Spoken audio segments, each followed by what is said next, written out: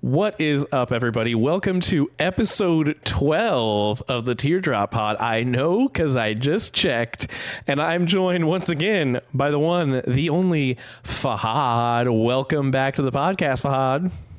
Thank you so much for the invite back. Wasn't sure if I'd be coming back, but I guess, you just couldn't resist having me back, man. The reviews are in, and they said, we want more Fahad. And I said, whoa, please stop knocking down my door. We'll get the man back. All right. No, we had a really good time doing the Pokemon episode last week, 2 weeks ago, and we thought we were talking so much about all of our Summer Games Fest predictions.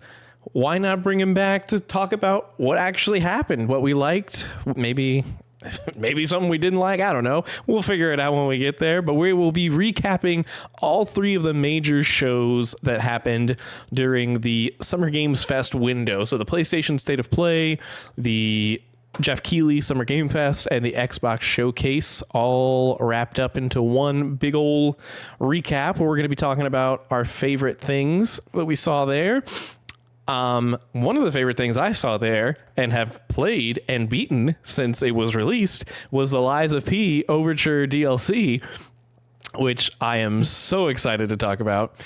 And you may have noticed there was a game company I didn't mention that had something that week. You know what that was, Fahad? Really? You know who that was? Game company? A game company that didn't have a show. It was this little known company called Nintendo. Oh, and the yes, reason Nintendo. they didn't have a show was because they were too busy actually putting out some hardware here. A little machine known as a mirror. Hey, look, it's me. As the Nintendo Switch 2 for audio listeners, I pulled out my Switch 2 and clearly forgot how glares work because I just saw myself and Fahad back at each other. But I have a Switch 2 in my hands, or I did 30 seconds ago, but I have it in my possession, and we're going to talk about it today. The tier list for the end of this episode. One of the things, we're just going to go ahead and get this out of the way.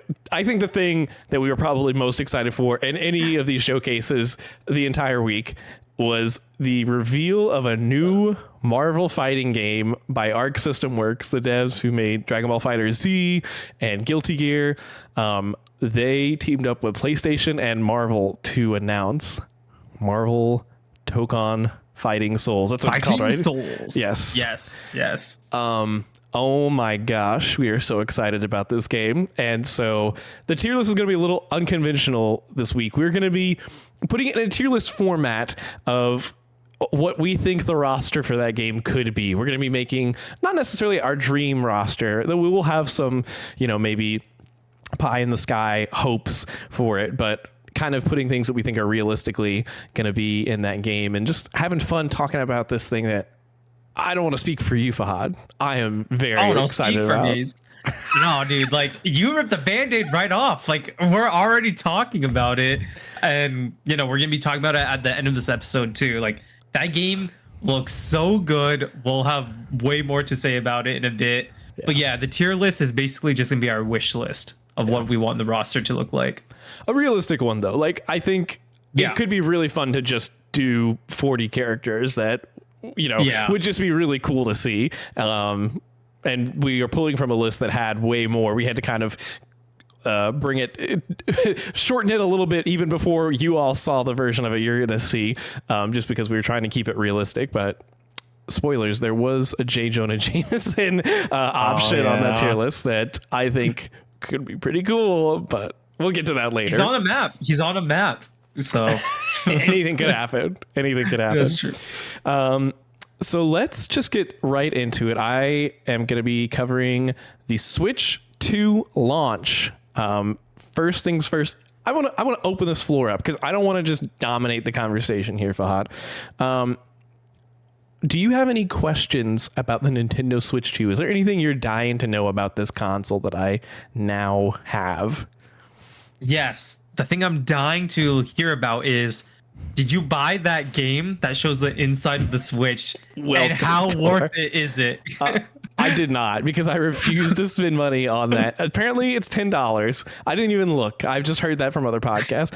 It should be free. It should be free. I cannot believe we live in a world where we got Astro's Playroom on the PlayStation 5 for free. A game that I think is honestly was like in my top 5 that year. Like a tech demo that was just a pristine platformer that we got for free that got to, in a fun, informative way, show you kind of how the innards of the PS5 works.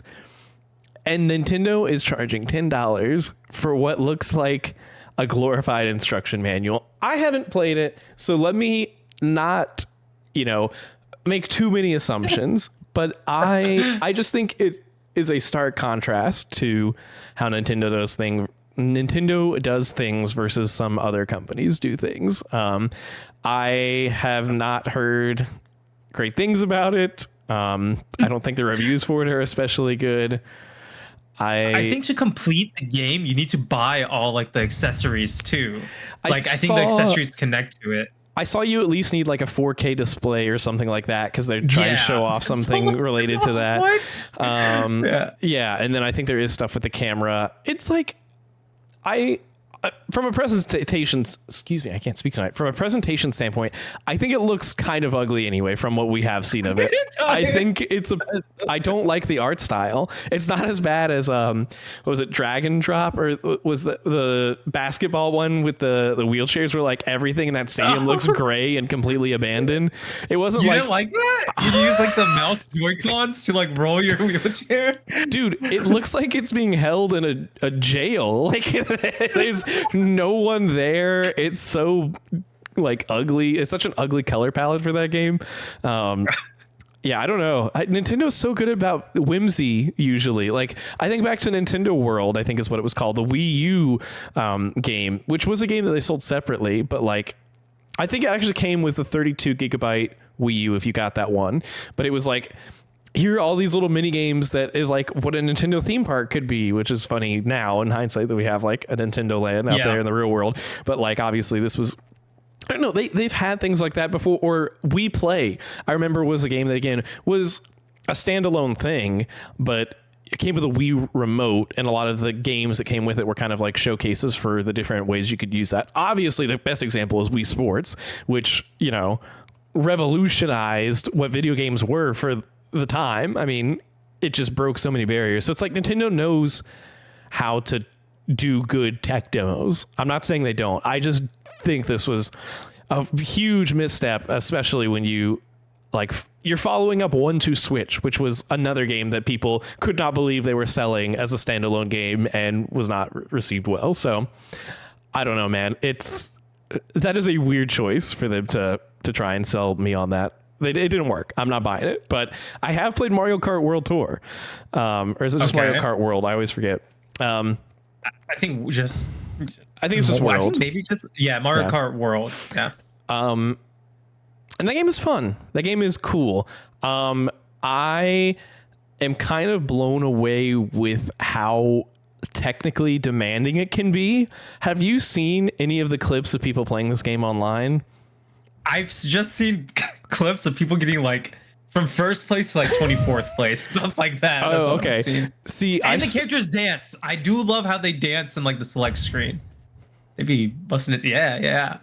Like that. They're all like doing fun dances, and then you get Pauline, who's just like, oh, really? It's like she was snapping her fingers. It's really weird. I think what I mean when I say it's technically demanding is that, so there's this new mechanic, like this jump mechanic that you can do where the button that you would normally use for drift, if you're going completely straight, you can press and hold to prepare yourself to do a jump. And then you can use that jump to either, literally jump over obstacles if there's like another car that you're about to pass on the highway and you don't want to run into, or to bounce yourself onto a wall, which you can wall ride on for a limited amount of time. And then you can trick off of that, sometimes onto rails that let you obviously go on rails and kind of find these crazy shortcuts that I've seen people just breaking the game with. And I'm so intimidated by them. I have not played online yet one time because I am just so scared I'm going to get completely waxed.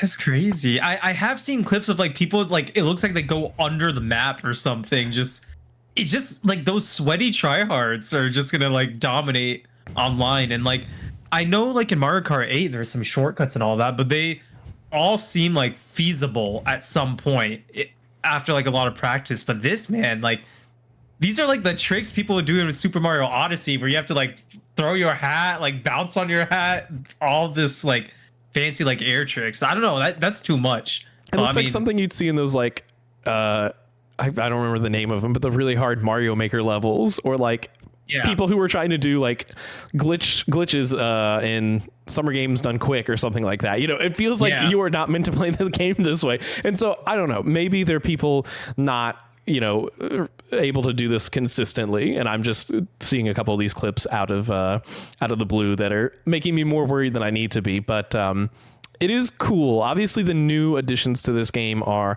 the free roam and the knockout tour. And so the knockout tour is just basically 4 or 5 different Grand Prix tracks, but they're constantly connected. There is no break in between them like you normally would have in a Grand Prix. You just go from track to track to track. And the way that it works is once you finish the first track, if you are not in at least 20th place, then you're out. And then when you finish the next track, if you're not in at least 16th place, you're out. And then you finish the next track, and if you're not at least 12th place, you're out. And so it adds this kind of sense of tension, which is cool. And with it being the Mario Kart World, you know, I think there is a bigger focus on that interconnectivity. It's cool. I've heard Fall Guys, right? It's kind of like Fall Guys. It is kind of like a battle royale, yeah. And that, like, you know, if you're out, you're out. You know, you just have to wait for it to end, and it's kind of survival of the fittest in that sense. But it's cool. I've seen people saying that it's like a huge kind of change for them. And in my opinion, like, it is cool to not have that break, to have it kind of just be a constant flow state. Like, you're not having it helps with the pacing, I guess.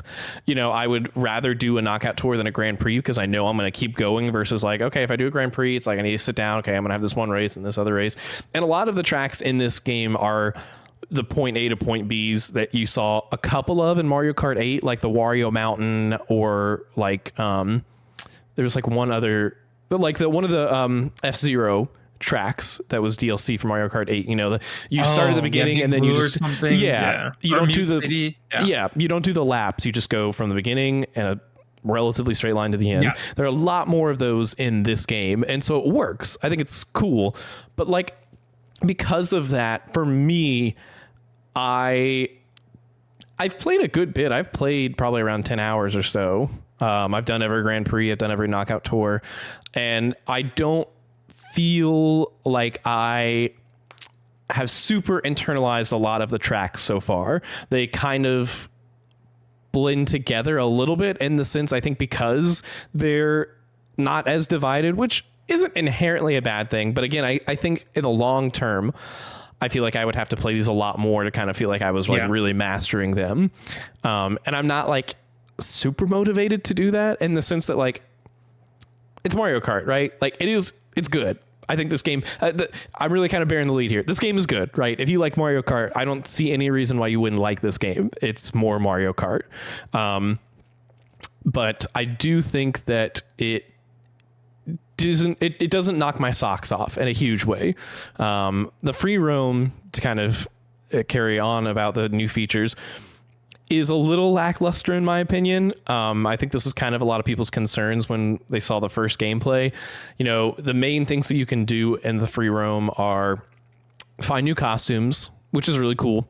Complete these sort of challenges, or find these hidden blocks, and let you explore the tracks in a way that you're obviously not, there's no pressure. You don't have to worry about, you know, just going the most optimal way. That's how you're going to have the time, I think, to really go through and experiment and figure out how do you make sure that you get that perfect jump so that you're ready for whenever you get there in the race. So it's cool, but it's not crazy. Does that make sense? Yeah, I feel like, I mean, I don't have a Switch 2, so I can't play Mario Kart World. But I feel like the main critique that I might be seeing online is what was the Mario Kart before Mario Kart 8? Was it the Wii one or 3DS or something? It was one of those two, I think. I don't remember if there was one for 3DS. I know there was one for DS, which people love. People love There is DS. a 3DS one. Okay. I know. So it might have been that. I think it was the 3DS one. So I think the jump, whether it was 3DS or the Wii, from that to Mario Kart 8 was so like huge. Like the mechanics in 8 are so smooth. I think zero gravity is like a nice gimmick. And like you can tell Nintendo thought that too, because like they milked that game for years. Like that's a Wii U game technically, right? Yep. And I think that's the main Mario Kart for the whole duration of the Switch lifespan. So they're just like, man, we kind of hit like gold with that. How do we improve upon that? And with Mario Kart World, they're like, okay, well, I don't want to say they tried to aim for like gimmicks, but I do feel like they made an open world to entice people to be like, yo, like this is the Mario Kart. We're making it open world. But in terms of mechanics, I mean, like you said, you can jump and wall ride. That's cool. But I just think that jump from 8 to World isn't as big as like the Wii to the 8 jump was. So maybe that's why it might not be like that grand in comparison. Yeah. Is there even zero gravity in this game or no? There is in the sense that like you can ride on the walls and do the tricks Okay. off of them and stuff like that. There's not a ton of the, literally like doing loop-de-loops and stuff like that. Yeah. Because you could go creative with the maps in Mario Kart 8 because of that. Like you're like go upside down, side. It's not even like that crazy of a gimmick, but I feel like they're able to express a lot more creativity in their map design. Yeah. There's similar things like that in World, but Okay. it still doesn't feel as novel because, like you said, we've already done it in Mario Kart 8. Yeah. Have you ever played the Forza Horizon games? I have not. Okay. So I'm not like the biggest fan of those either, but I heard so many good things about them. They always review so well, and they were free on Game Pass. And so I checked out one of them a couple years ago. And I think what really that game has and that this game doesn't is there are more systems at play there that kind of make it more rewarding to do the open world. Like in that game, you're in these different, obviously, beautiful real world locations like London or Australia or whatever. Like Moo Moo Meadows, yeah. Exactly. Yeah. And you're finding like cars as you go, or you're finding different races and things like that kind of help different types of races. There's different types of challenges as you go. And so I think, it's weird to say because so many games I feel like these days have unnecessary systems that just kind of are there for padding. But I think this game is actually missing certain systems, whether it's different types of challenge modes, because the challenges that are in there when you get like the P blocks are it's like 10-second things. And the reward you get for them is usually a sticker, which is like this. I don't even think that you can see it on your car or your bike. I've heard that you can. It's so small, it's not noticeable if it's there. And like they're cool. Like it's really cool art. It's like you would get one of the Koopa kids, like Morton's construction work or something like that. Okay. They're cool stylized things on familiar imagery from the Mario universes, but it's like it's not enough to keep me wanting to do this for hours and hours and hours. I just think the game is missing the motivator to really make some of the content more interesting. And I think it could use more content in general. And it's kind of crazy that this is the game that they're like, oh, this is $80 because this has got so much content in it that we think it justifies that price tag. And I'm like, I don't know, man. I've done all the Grand Prix. I should do the time trials. I think that could be fun. And like I said, I haven't checked that online because I'm scared. So there are features I haven't engaged with, but like, I don't know. I'm kind of at the point where I feel like I'm not super drawn to play it again. My wife Meredith is loving this game. She's literally played the Switch 2 more than I have because she was having so much fun in like the free roam, collecting all the costumes for everybody. But even she, who was like playing it nonstop every day, she did it for like 3 days, and then she got all the costumes and was kind of like, okay, She hasn't really asked to play it again since. I don't want to play with you anymore. Yeah, honestly, that's what it feels game. like. Like she went super hard, and now she's kind of already done, which she did play it a lot those days. But I think that's kind of a testament too. It's like this is a game that initially even grabbed her way more than it grabbed me, but it didn't last. I feel like I'm coming off really negative. You know, if you like these types of games, like I said, I don't see any reason you wouldn't like this one. It feels like more of the Mario Kart that we already enjoy. I think I was just, especially with it being the only real launch game, I think I was just hoping it would draw me in more. I was going to say that I think another reason why this game suffers so much, it's a good game. Like we said, it is a very good quality game. But I think why these negatives are a lot more apparent as well is because it's like the only real launch title for the Switch 2. And I love Mario Kart. Don't get me wrong. The DS one you mentioned, one of my favorite games of all time. I loved playing Mario Kart on the DS. Double Dash. I love Double Dash. Mario Kart 8. There's a reason it was milked. But I always saw Mario Kart kind of like a palate cleanser for like when I'm playing video games. Like I could play it for long sessions, but like it's not gonna be my go-to like every day. Like, okay, I need to go on, I need to play this, and that's it. You know, I can't play that for like the rest of my life. I like to maybe take breaks in it within like maybe I'm playing Breath of the Wild for a while, and I'm like, all right, let me do some like tracks in Mario Kart 8. But in World, you can't do that. You only have Mario Kart World. You can't break up the gameplay with anything else unless you want to just play Switch 1 games. But at that point, why do you have a Switch 2? Just for Mario Kart World? And I know we have Donkey Kong coming out in like a month, which looks amazing. But like, I don't know why they like just thought launching the Switch 2 with one game was a good idea. You know, that leads me into what else I've been playing on my Switch 2, which is I checked out the upgraded versions of Tears of the Kingdom and Pokemon Scarlet. And Fahad, those feel like completely different games. They feel like I'm happy to hear that. They are honestly what I will spend the majority of my time with my Switch 2 with until Donkey Kong comes out. I mean, when I booted up Tears of the Kingdom, I was genuinely like, I couldn't believe what I was seeing. I was like, this feels like a brand new game. Like when we're so used to like seeing remasters and remakes for, you know, PS4 to PS5. And it's like, yeah, I think that looks better. Yeah, I believe the puddles. you. Yeah, the puddles. Exactly. But like, this is night and day, man. Like it is so nice to play those games at 60 frames a second. I think Tears of the Kingdom might even be more than 60. It's so smooth. I can't tell for sure, but it is at least a not dipping below 60 for sure. It is. That's crazy. Really nice. And Pokemon, dude. Oh yeah. I mean, we talked about this on the podcast before. Like that is probably the game that needed it more than anything else. And it is like, I don't know if you've ever like followed speedrunners and stuff like that.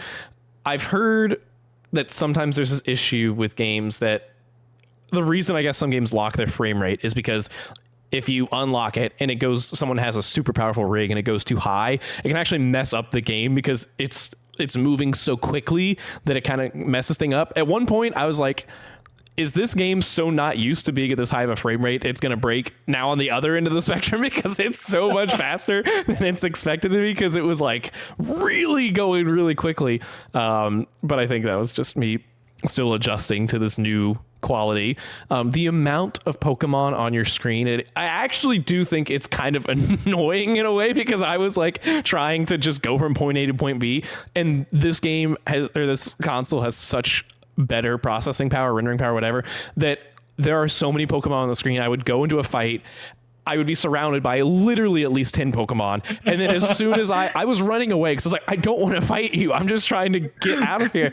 And I would run away and I wouldn't be able to move before another Pokemon was already on me starting another fight. There are so many more creatures in this game because the system can handle it. It's mind-boggling. It's a new game. I will say, still ugly as sin, dude. Like the art style just cannot be saved with Scarlet. I was going through the mountains and like the pop-in is still not good. The the textures look like PS2 textures. I mean, Yeah.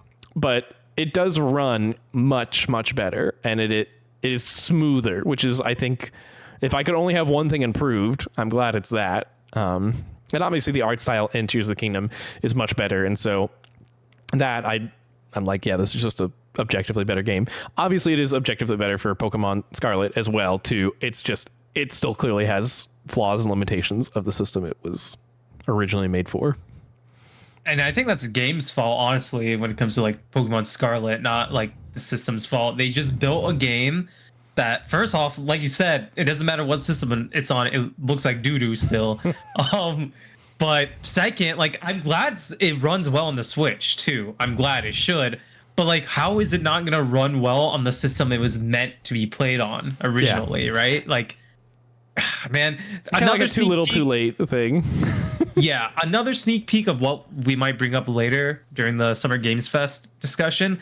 But like, we see that Game Freak is making other games that look amazing, you know? So like, I just don't understand why the budget for the highest grossing medium franchise in the world is like so low when it comes to their video games. That's another. I'm gonna start ranting if I talk about that too much. But, Come on, Pod. We talked Pokemon last time. but you know, yeah, that is a good reason. I have my Switch right here in front of me. Here, can I do a glare thing? I Yeah. can. Oh, look there at you go. that. Where are your Joy-Cons, dude? On the connected thing right here. Oh, okay. But It's like it's naked. so I don't have the OLED. So I would like a Switch 2 to play these old, like Violet I still have not beat because I can't play that game. Same. The frame rate is so bad. Yeah. I never beat Like, Scarlet, and I will beat it now, especially because like I have some trips and stuff coming up. I am going to finally beat that and Tears of the Kingdom. That by the end of the year, those are my goals because I am now more motivated to. Yeah, You heard it here first. The Tears of the Kingdom re-review, it'll come. All right. I'm not playing Breath of the Wild again, though. I'm not touching that. Wait, what? Breath of the Wild? I said, yeah, I'm still not playing that game, though. That game sucks. Yeah, I still haven't beat Tears either. Not because it's bad, but I played Breath of the Wild right before it came out, so I was a little burnt out. Yeah. But if I get a Switch 2, I'd probably hop back onto I knew about the Pokemon upgrades. I didn't know like Tears was affected that much by it, to be honest.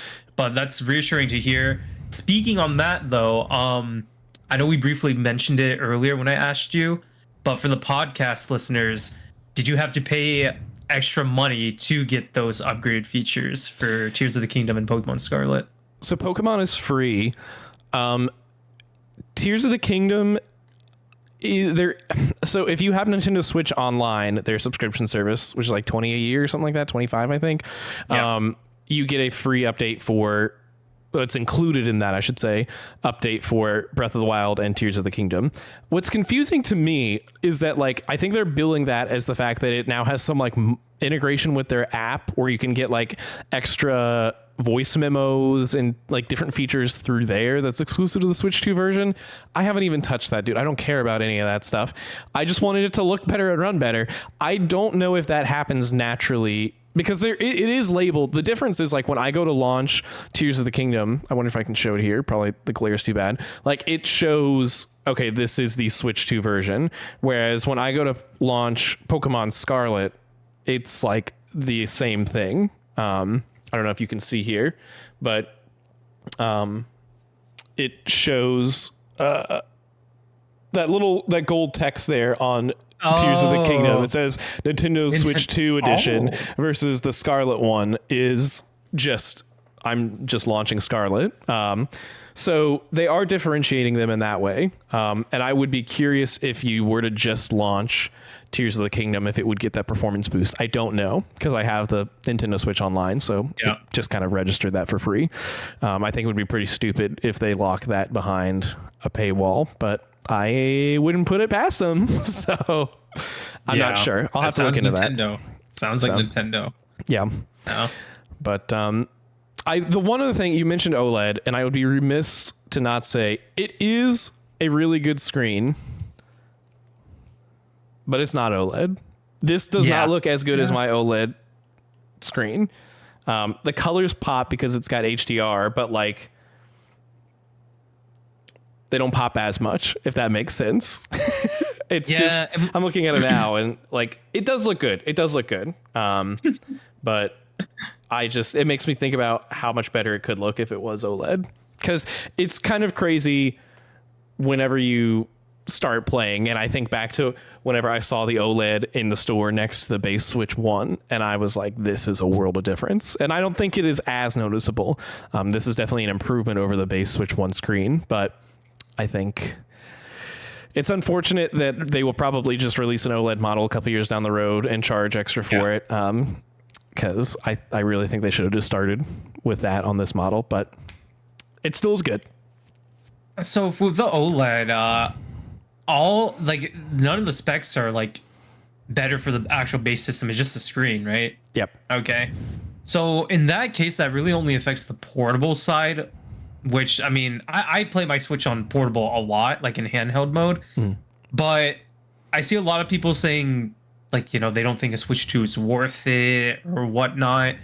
And me personally, do I need a Switch 2 right now? No. But if I do see one, I'll probably get it because Nintendo is very picky when it comes to like dropping their prices anyway. And the enhanced version of a Switch 2 that would come out would probably just be OLED. Like the specs won't change. Possibly, who knows what they can do in the future. So, you know, a lot of people are saying they don't think it's worth it, but I think this is like the fastest selling console launch of all time. From what I've been seeing, which is crazy. That's what I saw as well, which good on them for having the production ready, you know?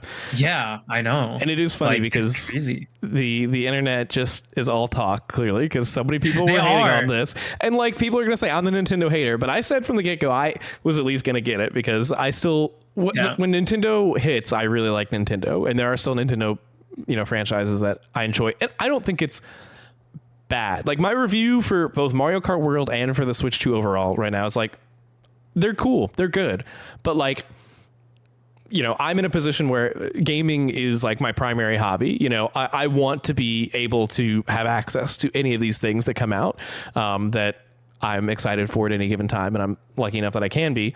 But if you are someone who is more picky or particular, then like, I don't think it's I think they could have made a stronger case, certainly, to kind of rope in the more casual audience, but it's not bad what they're putting out. I will say the one thing that I do think is kind of I'm worried about, and I've heard other people complaining about, is the battery life. You know, I haven't played a ton in handheld mode so far, but they have this feature on it to where you can like only let it charge up to 90%. That's supposed to help prolong the health of the battery, which is cool. I turned that on, but now it's like not even getting up to 90% for me. It's like only getting up to 82. It's like every time I see it in the dock and it's been there overnight, it's like it's still at 82. I'm like, okay, well that's weird. And when I was playing it in handheld, like I played Scarlet last night in bed for like a half hour maybe or something, and it was down to like 50 or 60 or something, I think, from 80. Oh, dang. So it seems like a battery hog, you know. Yeah, I'm a little worried about that. I've heard that there are people saying that, you know, some of these systems were in storage for a really long time, and so you need to do something to reset your battery. I haven't tried that yet. I've seen that. So I'm going to look into that as well. But it's a cool system. You and I had this conversation, you kind of touched on it before. In my mind, if you think you're going to get one anyway, and you don't want to wait multiple years for a potential upgrade to an OLED, then I don't see any reason not to get it now while you can get the Mario Kart bundle where Mario Kart is cheaper, and just go ahead and get it. Because Nintendo is obviously historically stingy about dropping prices on anything anyway. And then you look at our current market where the Xbox now costs more than it did at launch. You know, it's like, I just don't think we're in a world where these things are going to get the price drops that we sometimes have had in the past. So in my mind, I was like, I know I will get this at some point. the longer I have it, in theory, the more value I'm getting out of it, because I'm, having it for a longer time, assuming it lasts long enough on me and the battery doesn't die out. So that was my mindset. But if you were more of a, I could wait for this, then I think that, hang on until that From Software game comes out next year, and then buy it, add me as a friend. That's the real reason we need to Switch 2. And by then we'll have Metroid Prime 4 and Donkey Kong and all that stuff. So who knows what else. But I think the biggest hit against it, I know we're going long on this already, but my last thing I do want to say is, for a use case, is like, I think the Switch really shone as an indie machine. And like, I already have a Steam Deck, and like, I don't think this system is going to be stronger than a Steam Deck. And I have a Steam Deck OLED. And so I'm still going to buy all my indies on that, because it's an OLED screen, and, in theory I could play either on PC or a handheld. I do have the dock for that. The dock for that sucks. I need to really kind of tinker with that and see if I can get it to work better, because the few times I've tried to use it, the resolution is bad. It always wants to disconnect my controllers. So the Switch does have that over it. Like, it is a very straightforward machine. One of the things I do love about consoles is that they just work 99% of the time. Either they're going to work or they're not going to work. And they usually work 99% of the time. But if you don't already have like a handheld gaming PC, which is obviously becoming more and more prevalent in the hobby, then I think the Switch 2 would also be a great place to play your indies. But if you do, then it's like, again.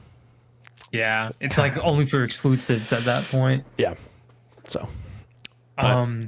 So seems like Switch 2, cool to have if you have the funds for it, if you want it, but maybe not a must need. I did have one question, one quick question.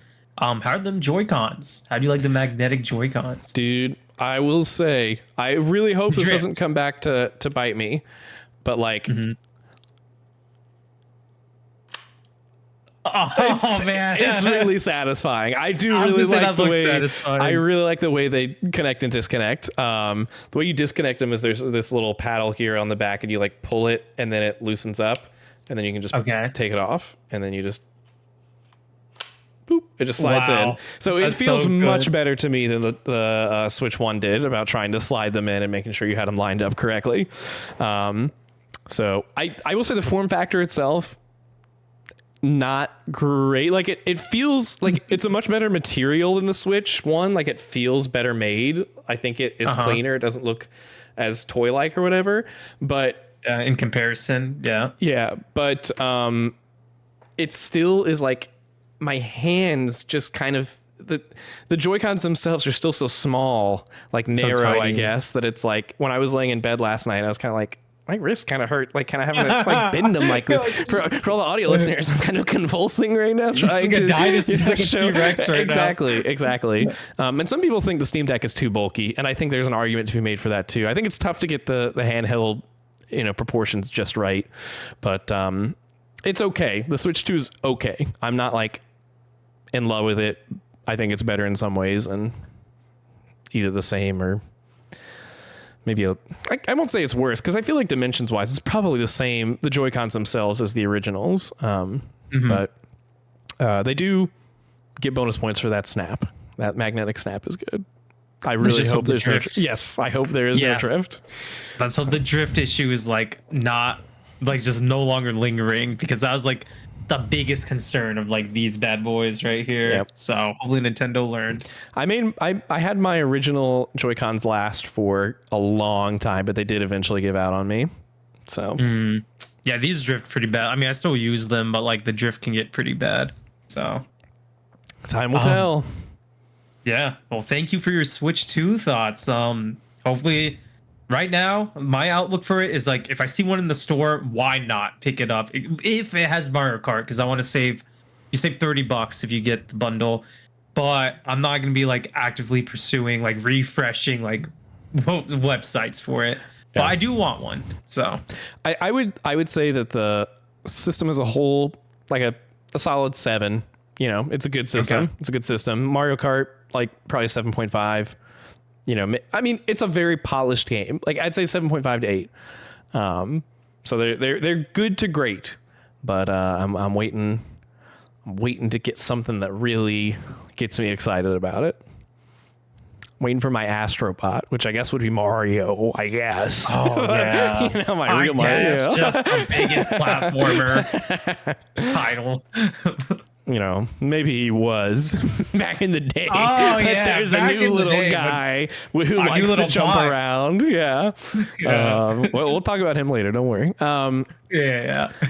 All right. Next up, did you want to briefly talk about the movie that you saw this week? I can. So spoiler alert, not like a spoiler for the movie, but spoiler alert, I did not play any new games since the last time we recorded. I have still been playing Claire Obscure, and I have beaten it.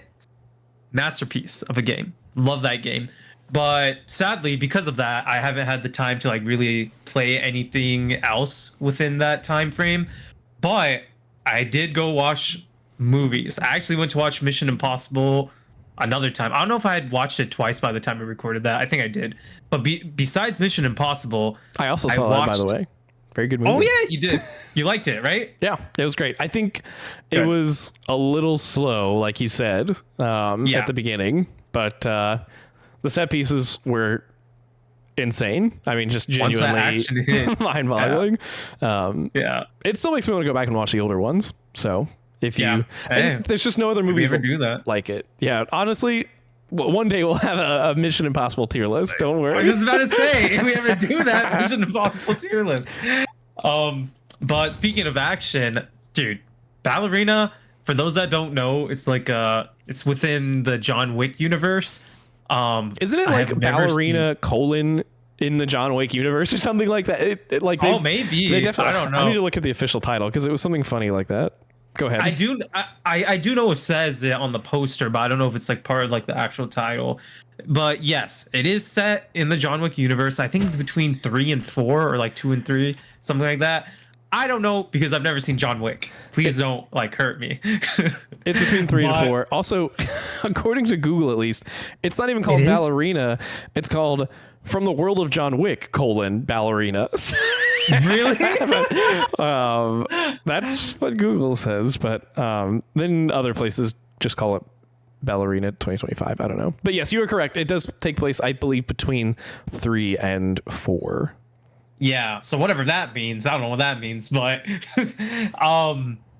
to give my perspective on it as someone who's never seen John Wick, man, do these movies just have nonstop action in it? Like, my mind, like, there's like a little intro, like, prologue sequence in the movie where she's young and you see what happens.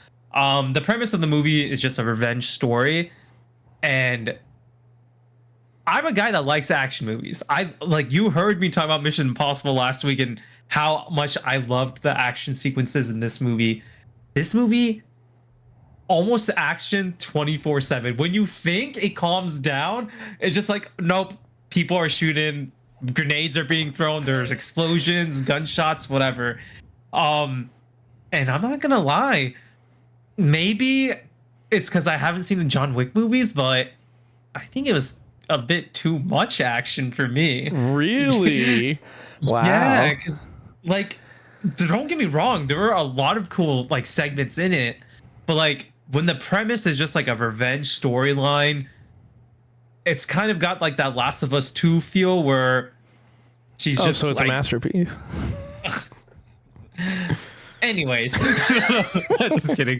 But it's just like Andrew, she just come back. like, Andrew, please. He understands me. Oh man, that would have been a good topic for us to debate about. I like Last of Us 2, by the way, guys. I like Last of Us 2. I just don't think it's a masterpiece. But yeah, since you know it's a revenge storyline, the whole thing is just gonna be her killing all these people to get to her intended target.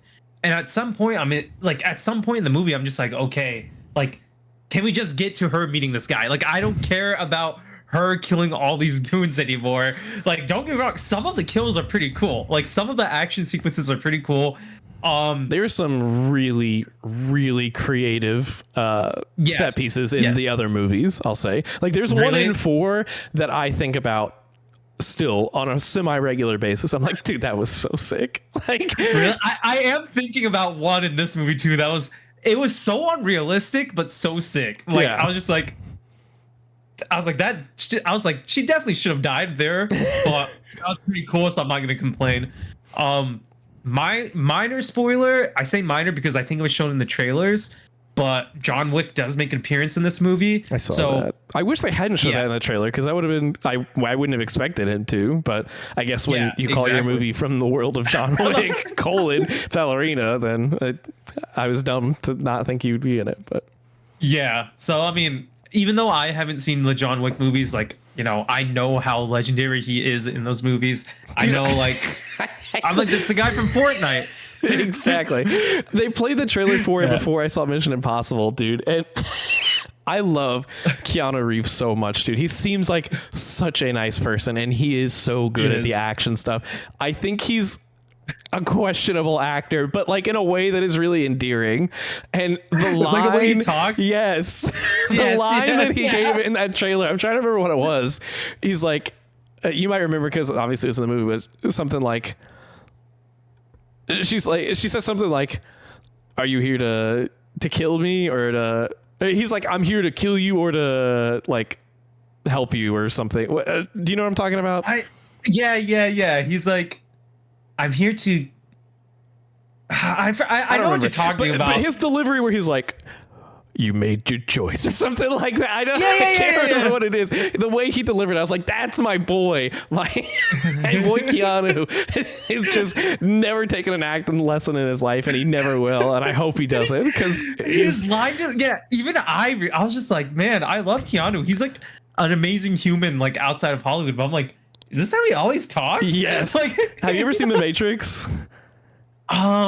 Maybe some of the first one when I was really young. I watched it for the first time sort of recently, but it's there, but it's even more so in it's like he's evolved to just become more and more of whatever his final form is going to be in the John Wick ones. Because Mare and I always quote I'm thinking I'm back kind of thing from the first movie. And we looked at each other as soon as he did that delivery, and we were like, yeah, I'm thinking I'm back. It's so funny. Bro, okay, by the way, audio listeners, you need to watch the video for like the faces Chris is making when he says that, and the Pauline snapping. I was about to say something when you were snapping as Pauline earlier, but yeah, no, I mean, yeah, his line delivery is a bit questionable, but I mean, the action sequences that he may or may not be in are top notch. Yeah. And it was excited to see, like, I was excited to see him, even though I have no knowledge of what he does in those movies. I just know he's the GOAT. So I think the movie did deserve, like, it did deliver in hype moments. The plot, like I said, it's a revenge story. It's pretty simple. I told Chris this off the podcast, but there's one random plot line near the end of the movie that they just kind of introduce for like 2-3 minutes and make it seem like such a big deal, and then like nothing comes out of it after those 3 minutes. So you're just like, why was that necessary? It's just like, why did you have to introduce that for it to amount to nothing? But I mean, yeah, it was a cool movie. Would I watch it again? Probably no. I'm not gonna lie. Wow. Okay. I would be really curious to see what your opinion would be after you saw the other ones. Like, I think it should stand alone on its own, because I think that they're building it as that. But it sounds to me, as someone who hasn't seen it yet, I definitely am going to see this. Like it sounds to me like it's more John Wick, with a new, main actor. Because I will say, I think the story and the movies are pretty much just there to give you something to keep, fighting through. But I think the lore of that world is actually really cool. The concept of the Continental, this like safe space where once you're there, you can't, there's supposed to be these rules among thieves and killers and things like that. And then the kind of all these different organizations that he's trying to maneuver his way through. And, so I think there's a lot of cool lore in it that doesn't always translate to plot, if that makes sense. So I'd be curious if this movie does anything else like that. But yeah, I I'm sorry you didn't like it more, but I am glad that it sounds like you at least enjoyed it. Yeah, I did. I don't want to like. I don't want to sound. It's kind of like you talk about the Switch too. I don't want to sound like I hated it. I did enjoy it. I did like it, but I don't know. Maybe I was expecting a bit more story. But again, this is like my first John Wick movie. Maybe I just need to get used to that. It's just action 24/7. I will say the lead actress, Anna de Armas. Yep. I think that's what her name is. She did phenomenal. Like she was the GOAT. You know, I love her. So like me saying I didn't like the movie isn't because of like any bad acting or anything. I just think maybe I need to get used to like 24/7 action because there's like no breathing room at times. You're like, okay, this is all happening. I think the problem with me is when like so much action is happening at once, like continuously, it just kind of all starts to blend together and you're just like waiting for like the next actual scene to start. Yeah. But if there's constant action, it's one continuous scene almost, and it just blends together. So I just, in my mind, I just remember like a few of the more exciting kills, some of like the more comedic events in the movie. But yeah, I don't know. Maybe I'll watch the John Wick movies and change my opinion about it because I've heard those movies are really good too. So. Yeah. I watched them. Yeah. We watched 1, 2, and 3 leading up to 4, and I really, really like them. I think they're great, but they're nonstop. I mean, that's a fair way to say, you know, especially in comparison to something like a Mission Impossible, where it's like, okay, here's a set piece. Here's, you know, 25 minutes of story and plot and spending time with the team. Okay, here's another set piece, you know, and then those are much more plot focused, I think. But it's also very different types of action. You know, those are like big stunts, whereas these are like really heavy on the choreography, historically at least. Yeah. Again, not to speak to this one, but yeah, no, I mean, no, the choreography of this one is really good too. Like, there's some really sick like moments. I can't like the one kill. Like, I'm thinking about like it was still really cool, like and brutal, like. She is very brutal, man. I feel bad for some of the people that died in this movie, but I mean, it was cool. Like, if you like the John Wick movies, I would definitely recommend this. If you like action movies, I would recommend this too. I'm not mad or upset that I did go to watch it. I'm happy I did watch it. I just, you know, you're gonna get mad at me after I say this. Go ahead and say it. I went with one of my friends and I was just like, all right, we can watch this or we can watch Sinners. But Sinners is already on digital now. So should we watch the movie that just came out instead? And we watched Ballerina instead. Oh, now I'm thinking like, man, maybe I should have watched Sinners. Yeah, I know. I'm sorry. I'm sorry. Chris is just face palming, audio listeners. Sinners is almost certainly going to be the best movie released this year. I would be shocked if anything is better than it. I am sure Ballerina is very good, but you made a terrible mistake. I know. I feel like Ballerina is also a movie that you would want to see in theaters because, like, you know, those kind of big action ones, I feel like they do benefit from. But, like, dude, the spectacles of some of the moments in Sinners, dude, it's not too late. You gotta go. They're still playing it at my theaters. I don't know about you. There was like 1 or 2 showings still this weekend. I was like, God, dude, that movie's been out for like 3 months. It feels like at least 2. I think it came out in April.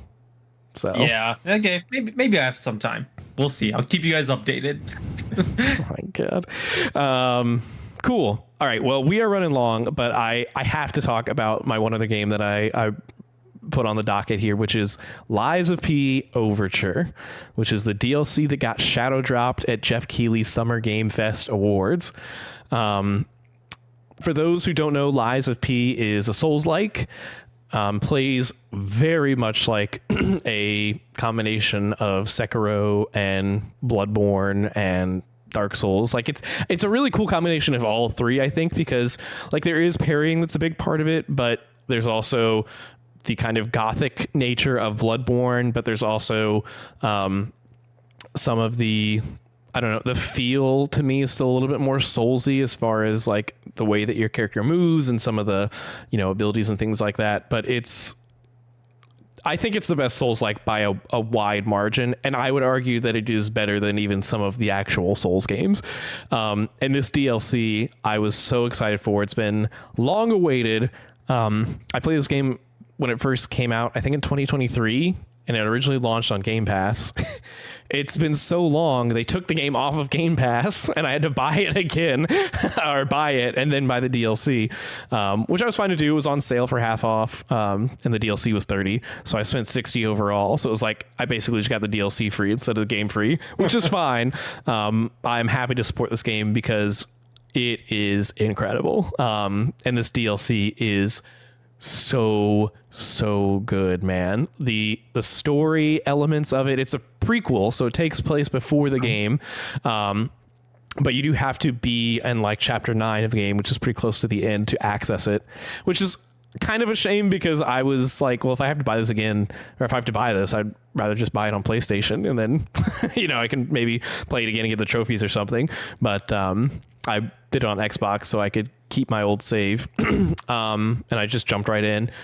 It takes place in, like, it starts you in this sort of snowy area, and then you go through this little circus area, and then there's like this little laboratory area. Like, I don't want to spoil everything, but it's like there's just so much variety to where you go. It feels very different from the main game, which in a really refreshing way. The main game is very much kind of like a steampunk kind of aesthetic, and this still carries that on, especially in the sense that there are certain weapons that are much more like gun based or mechanical based. But the environments themselves differentiate themselves. Totally new enemies. The story is you're kind of chasing after this person and trying to figure out, because it's a prequel, how it plays into the main story and more kind of what went wrong. Because in the main game, it's like these puppets have gone rogue, and you also have these people who have been kind of sick and consumed by this sort of disease thing, and so you're kind of figuring out maybe some of the origins of some of that and certain characters. I think one of the things this game does better than the Souls games is it still tells a story. I'm not the kind of person who likes to dig into the item descriptions and watch hour-long videos to figure out what's going on. And this game is still pretty, I don't want to say obtuse, but a little obtuse in that it's not spoon-feeding you everything that's happening. But it's easier to parse, I think, than the Souls games, which I appreciate. For context, again, if you know nothing about the series, Liza P. P is Pinocchio. I mean, you're playing as a Pinocchio who looks like Timothée Chalamet. It's very odd, but that's really kind of how it got popular. Everyone's like, this is such a weird concept, but it really is funny, the kind of dark turns and twists they take with it. Not in like a stupid Winnie the Pooh blood and honey kind of way, but like a genuinely like a different artistic, like dark gothic approach to these sort of things that, I think are actually a really cool examination of them. There's this whole kind of, I don't want to say morality system, but there is like a system in place that like you get to make choices in the game. That there's some of that in the DLC. They're not as impactful, but new characters. Our boy Astarion, Neil Newborn, Neil. What's his? I never can pronounce his last name right. He voices a character in this. Oh my, he does? Does he sound just like Astarion? He does, yes. Yeah. And his character is also kind of Nubin, yes. I was going to say newborn, but it's Nubin.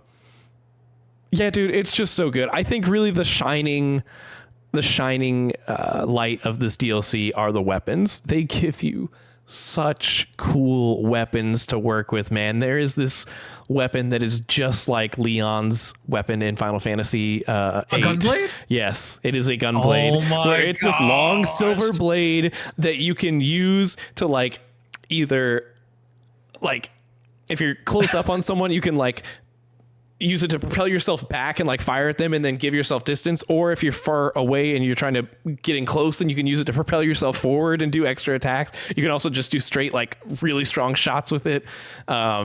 And there's nothing that gives you that kind of mobility in the game, like no other weapon. It's totally unique. The weapon you get for beating this game is almost enough to make me do a whole New Game Plus run just to use it. It is so sick. It's so flashy. It feels like it's so OP. There are these like Wolverine claws that I didn't even get to use because they were for like a more dex build, which isn't really what my character is designed around. But I've seen gameplay of it. Looks super sick.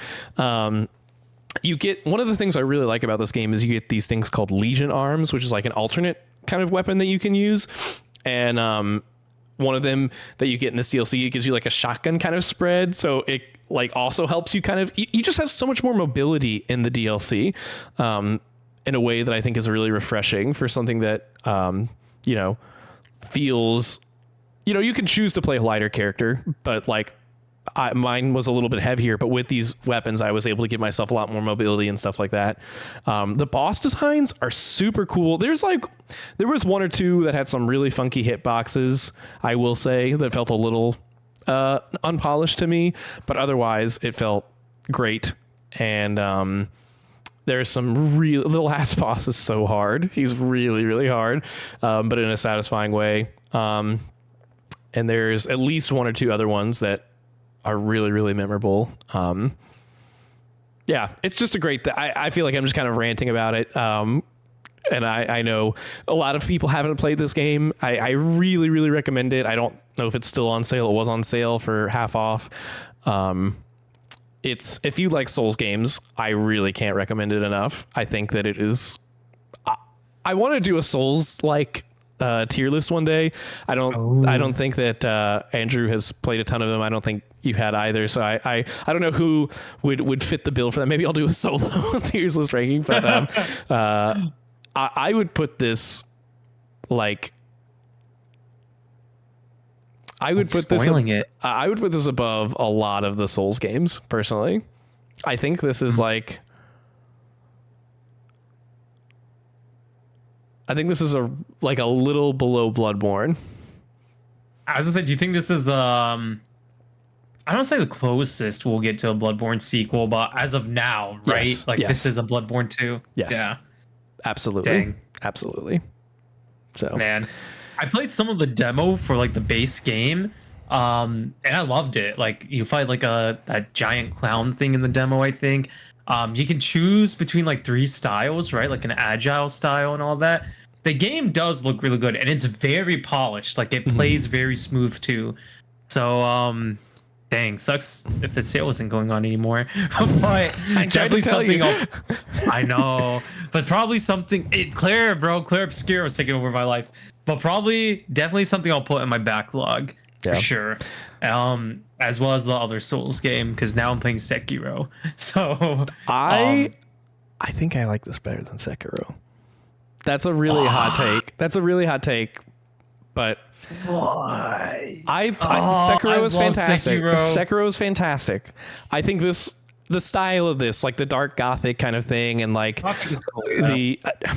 The parry system in Sekiro is cool, and like it's just the one thing I was saying that I really like about this game is that I feel like it gives you a lot more tools than a lot of the Souls games do, that to kind of customize how you want to play. Like you can get your base weapon and then you can alter the handle of it if that fits your style better, and that can change some of the abilities you have. And then each of your weapons has like 2 special abilities, and then you also have those Legion arms I was talking about. That's another ability, and then you can either guard or you can parry or you can dodge. Like it feels like it's kind of one of the things that makes it stand out so much to me, on top of just feeling like a fantastic Souls-like, is it has enough things in it that make it stand out on its own, that I think the systems in that game I just like a little better than Sekiro, because Sekiro is so straightforward. It's like you just have to get good at Sekiro, which is a really satisfying feeling, but like it ends up, to me, I think Lies of P has a little bit more depth in that sense. Yeah, that's fair. But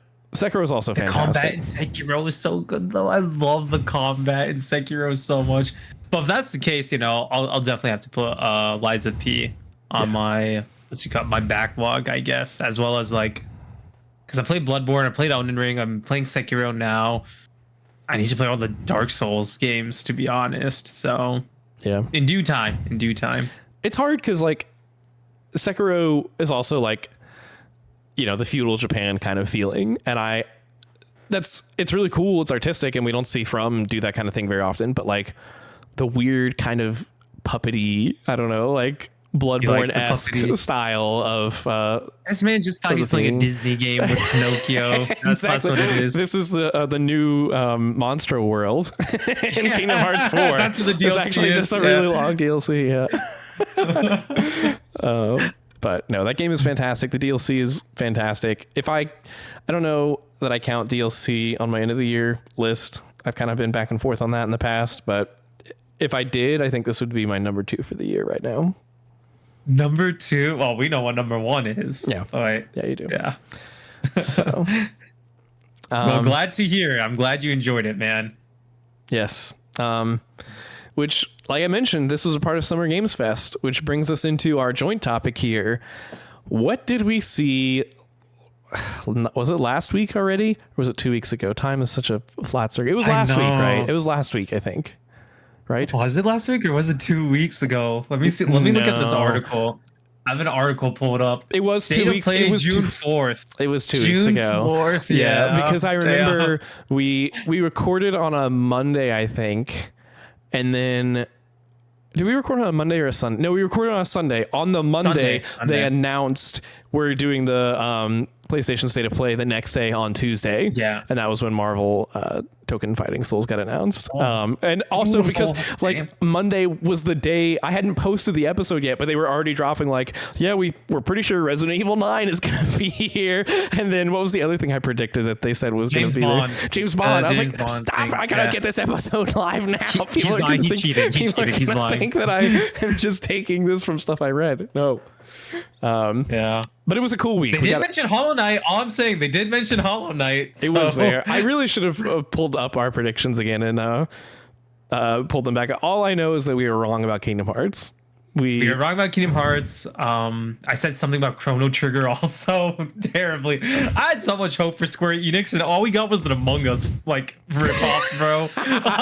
Hey, you're forgetting. Hey, Final Fantasy. I was gonna say you can finally play FF7 and 16 on. Well, actually, you still can't play 7 yet on Xbox, but you will soon. And yeah, you can play 16 on Xbox now. Fantasy Tactics. They're like remaking or reimagining, remaster, whatever for that. I know a lot of people are looking forward to that. Yeah, I think that kind of took the place of the Chrono Trigger. Like they were never going to have both of those, and I feel like they've been really rumoring that Tactics one for a while. So that's not typically my type of game, but it's so revered that I definitely am interested in trying it. But I think it's voice acted too now. Like it might have. I might be making this up. I don't know. Ben Starr's in it. He definitely said he was doing something. Yeah, he said he was doing some character. So, I think maybe he is also. But I think the ones that I remember for sure are that Aerith and Cloud's voice actors are voicing characters in it. Yeah. Wait. That's so sick. I have to check it out. So yeah, there were 3 shows. There was the PlayStation, Xbox, and Summer Game Fest shows. I thought it would be cool for us to give at least one thing from each of these showcases that really stuck out to us and we are most excited about. Or you could just say 3 things in general that you were really excited about between all of them. I'm not sure what you ended up going with. Either one of those is fine.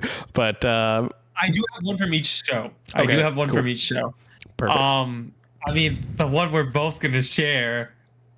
Really obvious, but dude, PlayStation conference starts off the State of Play, and like they did announce some like cool stuff. Don't get me wrong, but nothing that really was just like, oh my gosh, like I'm gonna like drop everything in the world to play this game, you know. But I know they announced some cool stuff, especially for people that are fans of like certain franchises. Good for y'all. But good for y'all, you losers. No, so that's the energy I'm getting here. I see the Ghost of Yote trailer pop up, and I'm just like, oh, I'm like, dang. I was, one of my predictions was that Sony was going to show something new, like a new PlayStation Studio game. I said new PlayStation Studio game, but I said like Sony Santa Monica, Gorilla, whatever. I see Ghost of Yote. I'm like, oh, they're going to show us gameplay of that again. And they're like, psych, we're going to show you gameplay later.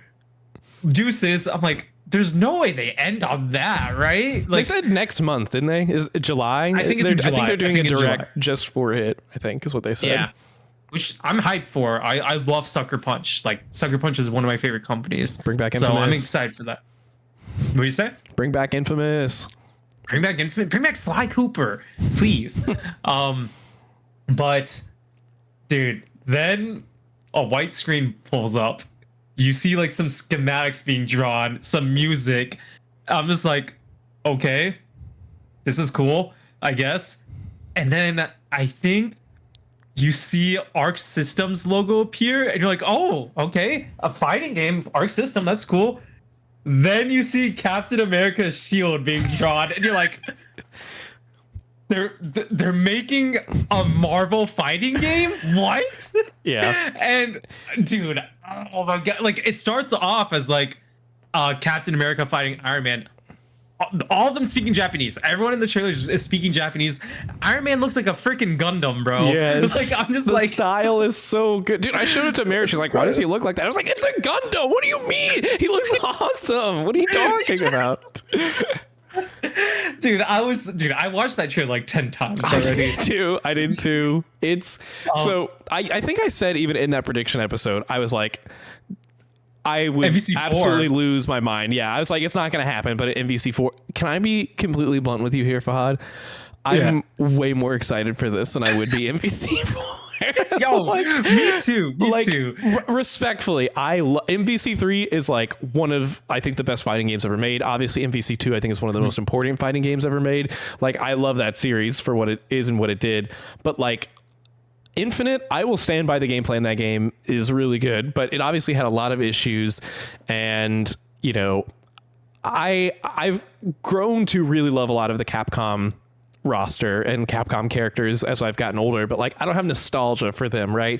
And so whenever I was building a team in Marvel vs. Capcom, it was always like, I guess I'll put Dante in here because he's cool, but like, Yeah. I'm definitely more on the Marvel side, and I think that this Same. is definitely, it's such a fresh new approach for this. I think like The art style looks so style, good. it looks so peak, man. The base roster, do you it's Doctor Doom, Star Lord. I think I have it memorized. Okay. Sorry, like I watched it. I can do order of appearance. You start off with Captain America, Iron Man. Yep. Pretty sure Captain America tags in Miss Marvel. Yep. So happy to see representation of her, especially in a fighting game. We get Miss Marvel, then we get Spider-Man. Spidey Sensu. Spidey sense. And I saw people saying like maybe that's like a system mechanic. No, I think that's just one of his abilities. I think I think so too. in my opinion, I think he just has a counter, and his counter is Spidey sense. Yeah. And dude, oh my gosh, like I love characters with counters in fighting games. People get so mad at me, and I'm like, I don't care, dude. It's so satisfying. It's so Me too. satisfying. So I'm so happy my favorite superhero has a counter. So we have Captain America, Iron Man, Miss Marvel, Spider-Man. That's 4. Then we get Ghost Rider. Actually, I think we get Star-Lord. We get Star-Lord, Ghost Rider, Doctor Doom, and Storm. Those are our 8 starting characters. And by the way, when we first saw like Marvel fighting characters, a lot of people were thinking like, is this Marvel versus Capcom? But then, you just, first off, it's Arc Systems anyway. I don't think they do that. Second, you just keep seeing Marvel characters tag in. So you're like, oh, okay, it's a 3v3 Marvel fighting game. No, it's not. No, it's not. It's not. It's a 4v4, baby. Dude, never before done, I don't think. No, I don't know. No, I don't think it has. No. Never before done. And like, I'm losing it. Like, my first instinct, I'm not gonna lie, was like, is that too many people? But like, if 3v3 has been done before, why not 4v4? Dude, when you see like, all 8 of them on the screen at one time in that trailer, it is the most gorgeous thing I've ever seen in my life, dude. It's like chaos. Infinity War. It is literally Marvel Civil War. In the airplane, in the freaking hangar sequence where there definitely should have been more of them. I love that movie, but this looks way better than that. And like, for people who do think like it was weird because like after that trailer played, like rewinded, and I was just like, oh, are they about to announce something else? they show like a behind the scenes thing, which is cool. I'm happy they did. I just think the way they formatted it was weird. I loved it. I think it's just weird that they rewinded to it. They could have just like cut straight into it. Yeah. But behind the scenes, I'm very glad that, you know, they talked about it.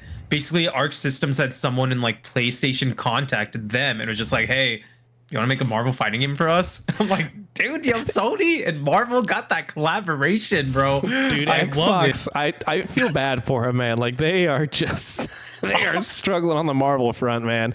Which, not to say every Marvel game has been a banger, but like, I mean, they are getting Blade. I keep forgetting about that Blade game. Oh, I forgot about that. From the Deathloop people, right? Yeah, from Arcane. But yeah, dude, it was actually really funny because they did that rewind thing, and then they started the documentary style show, and that area that they go to get drinks that they were talking about, that is straight out of Yakuza. I was like, wait, are we getting like a live action Yakuza thing right now? Oh, like really? That location is absolutely one of the main areas in Like a Dragon. So Isn't there a live action Yakuza, right? There is a show that is really bad from what I've heard. I have not had the guts to watch it because I don't want to be disappointed, but I was like, I thought it was a whole separate thing. But I was still excited regardless. But yeah, to see them talk about like the struggles of trying to get 3 separate organizations, basically, you know, Marvel, PlayStation, and Arc System Works, to all be on the same page about stuff. It's like really cool when you hear how unlikely this was to come together, and how clearly I really think and hope it will be worth it, because it just looks so good. And they even talk with the 4v4 thing, you know, you saying maybe that's too much. Like, you can either play it like a normal, as I understand it from like the blog post they put up afterwards, you can either play it as a normal 4v4 like tag in, where I think the way they're talking about, you would have a shared health bar, because I think 4 health bars would maybe be too much. And I think that's where like the fighting soul thing comes from, where like you all have the same soul or whatever. And whenever people were tagging out, you would see like this orange kind of light following them, and going to the next person as they come in. So each transition, by the way. Yes, so good. I think that you can either rotate between the 4 of them as you want, or you can just use one and have the other 3 or any combination of them serve as assist attacks, basically. So you don't have to learn 4 separate, you know, move list, basically, is how I interpret that from what I've seen.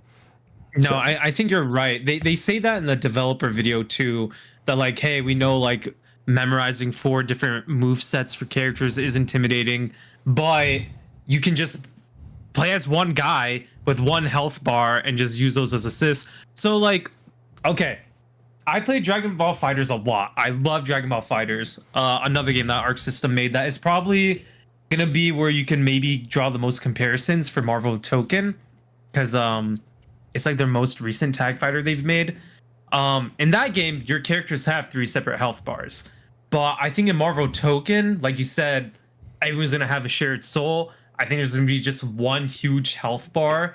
So, like, even if you swap from Spider-Man to Miss Marvel, you won't, like, change a health bar. I feel like the health bar will stay the same. In Dragon Ball FighterZ, each character had a different health bar. But, I mean, I think I'm okay with that, honestly. I'm okay with that if they balance it, like, correctly. Yeah. And I'm sure they will. Like, I'm just so excited, bro. I'm so excited. Yeah.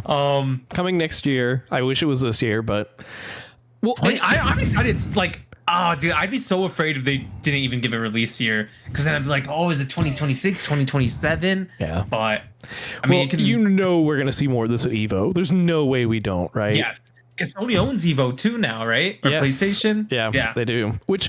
So this game is a PlayStation and PC exclusive. So it's not going to Switch. The Switch would probably blow up if you tried to put all those characters on the screen at one time. And obviously no Xbox. But I am glad it's at least coming to PC, because I want this game to do well, man. In some ways, I wish it was multi-platform so that, you know, more people could obviously play it. But dude, what a feather in Sony's hat for having something like this, though. I mean, I think this has the potential to be even bigger than like Insomniac Spider-Man, I think, you know, because this is like a years long kind of investment. You know, this is a game that if it does well, people are going to be talking about and playing for years.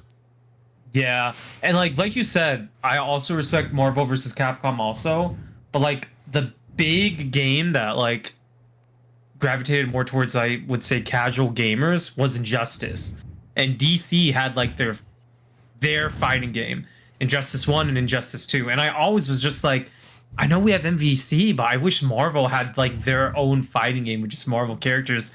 And now we're finally getting it. So It's just kind of insane I'm because stoked, like man. I think there was a world where I was like, I think Marvel vs. Capcom 4 could happen and I would be so excited for it. Like that is probably the thing I would have been most excited for, not even considering this as an option, other than a Persona announcement or a Kingdom Hearts announcement. I like that's how much, even as like a casual to this series, how much I love this and want something new to like have a new opportunity to suck me in and like really get me to dive into it.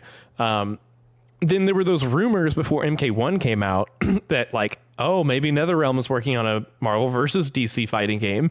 And like that would have also been really cool.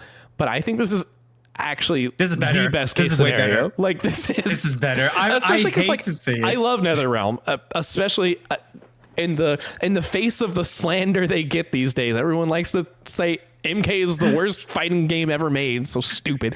It's like people rag on NetherRealm so much, man. But like I did see someone like Marvel is about to have Tokon Fighting Souls and DC has Injustice, and it was just someone spamming dead shots like projectile over and over again, dude.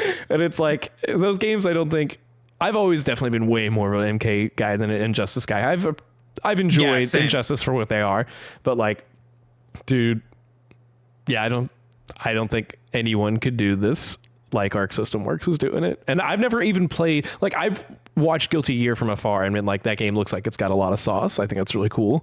I've just never gotten into it. And I'm not a Dragon Ball guy, so I never did Fighter Z, but like that was one too, where I was like, this has such MVC3 DNA in it. It feels like to me. So it just kind of makes me even more confident that they're the right fit for this. So yeah. As someone who has played Dragon Ball FighterZ, like one of my favorite fighting games in recent years, like they did the tag elements right. Clearly have been inspired by MVC3. I know this new game is going to have a lot of that inspiration too. This game is also going to have Guilty Gear inspiration because I don't think you can corner combo people in this game. In Guilty Gear, if you combo someone near the wall, they get kind of stuck to it. And then if you hit them, it just transitions to a new map. And in this trailer, it looked like you could just knock people to another map. To be honest, I was kind of iffy about that in Guilty Gear, but I'm sure they can cook. I'm sure Marvel Tokon Fighting Souls is going to cook with that. Because like Guilty Gear is just so well polished. Dragon Ball FighterZ super well, kind of unbalanced at times. I'm not gonna lie. I'm not gonna be biased. A little bit unbalanced at times, but super fun game. So I think PlayStation knew what they were doing when they contacted Arc System Works, like specifically. And I just haven't been this excited for a fighting game in a while, man. yeah. I'm looking forward to fighting you in it, man. What's the team gonna look like, huh? Actually, maybe we'll talk about potential teams in our tier list later. Exactly. So stay tuned. Yeah. No, I to go back to really quickly what you were saying about the corner thing. I have always hated corner combos. I think they're not fun when you're the person who's stuck in them, and I hate practicing combos that are typically harder than regular combos that are only situational for like very specific circumstances. So I actually. Obviously, that's just a preference thing. But as a concept, as someone who, the only other game I've played that's had the kind of environmental thing like that was Injustice, which it wasn't as much of a factor because you had to like literally go out of your way to make them go through it. If this is like literally every time someone gets into a corner, then, this sort of thing happens and that would play very differently, I think. So I am interested. I won't say, I've never seen it in action myself. I've never played a game like that myself, so I can't say for sure. But as a concept, I am really interested in that. I think that could be more fun. But yeah, the thing with Guilty Gear's corner thing, because like the opponent gets stuck on the wall, so like kind of like what you said, but like you still are gonna have to learn combos in the corner specifically that happen when your opponent is stuck on a wall, as opposed to you juggling them in the air. So I mean, I we'll see what happens, but I agree with you. Like getting stuck in the corner sucks. Like if you're the one that's stuck in the corner and can't do anything, like there's a reason why Arc System did that in Guilty Gear. They didn't want people to be stuck in the corner. So I have super high faith in them, man. I'm sure we'll talk more about this in the future. We'll talk more about this when we make the tier list. But like as you can see, Chris and I probably the most excited thing I saw at any of these conferences this Easily. that week. Yeah. So it will be looking forward to it. It will be my life when that game comes out, dude. Yeah. It makes me want to go and play another fighter, whether it's try and enjoy MK while the servers are still up. And I'm just kidding. I know they will be for a while, or Street maybe Fighter. jump back into that stinky Street Fighter. Crazy, bro. It's good. I'm just not good at it. It's not my thing. It's not my fighting game. But alrighty. So for you eagle-eyed viewers and listeners, we'll see how well I can edit this. If it's noticeable, apologies. My internet went out, which it's never done ever. So something about this episode is cursed. It was the excitement for Marvel was too much for the internet connection to handle. I know Fahad's going to say it's because I was talking bad about Street Fighter. It's because he was talking bad about Street Fighter. Yeah. It's fine. Just further evidence that game hates me. All right. I don't have any beef with it. It just hates me. But the next game that I saw this week that really got me excited is a little game called Stranger Than Heaven, which was previously called Project Sentry. Now, longtime fans of this show, you might have heard me talk about Yakuza once or twice or three or four. I think like the first 10 episodes, I brought it up at least once most times because I was playing through 0 and then I was playing through 1 and I was talking about how much last year I loved Infinite Wealth and all this stuff. So this is very exciting for me because this is coming from the same studio, RGG, but it's totally new. This is like a brand new kind of setting. Well, what's funny is actually it still is taking place in Japan. Very clearly, there are areas from the Yakuza franchise that they're showing that are familiar to me, but it does not seem to be connected to the Yakuza games themselves at all because it's previously was known as Project Sentry. And the first time we saw this, I think, was last year's Game Awards. And it was this, I think it takes place in like the 1917s or something like that. It's even earlier in the 1900s, whereas this one, I want to say it said took place, this clip we saw at SGF was like in the 1940s or something like that.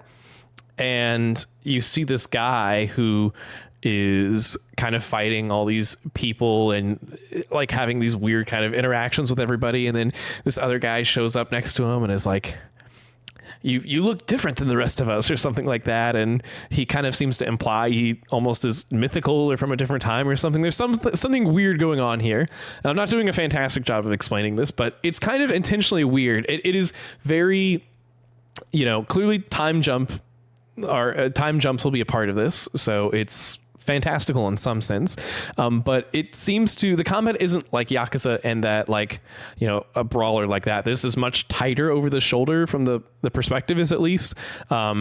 There seem to be like detective elements. It almost feels like it's a combination of the Judgment games that they did, which are very Yakuza oriented in their combat, but the other gameplay is different in that like you're finding clues and solving mysteries and things like that.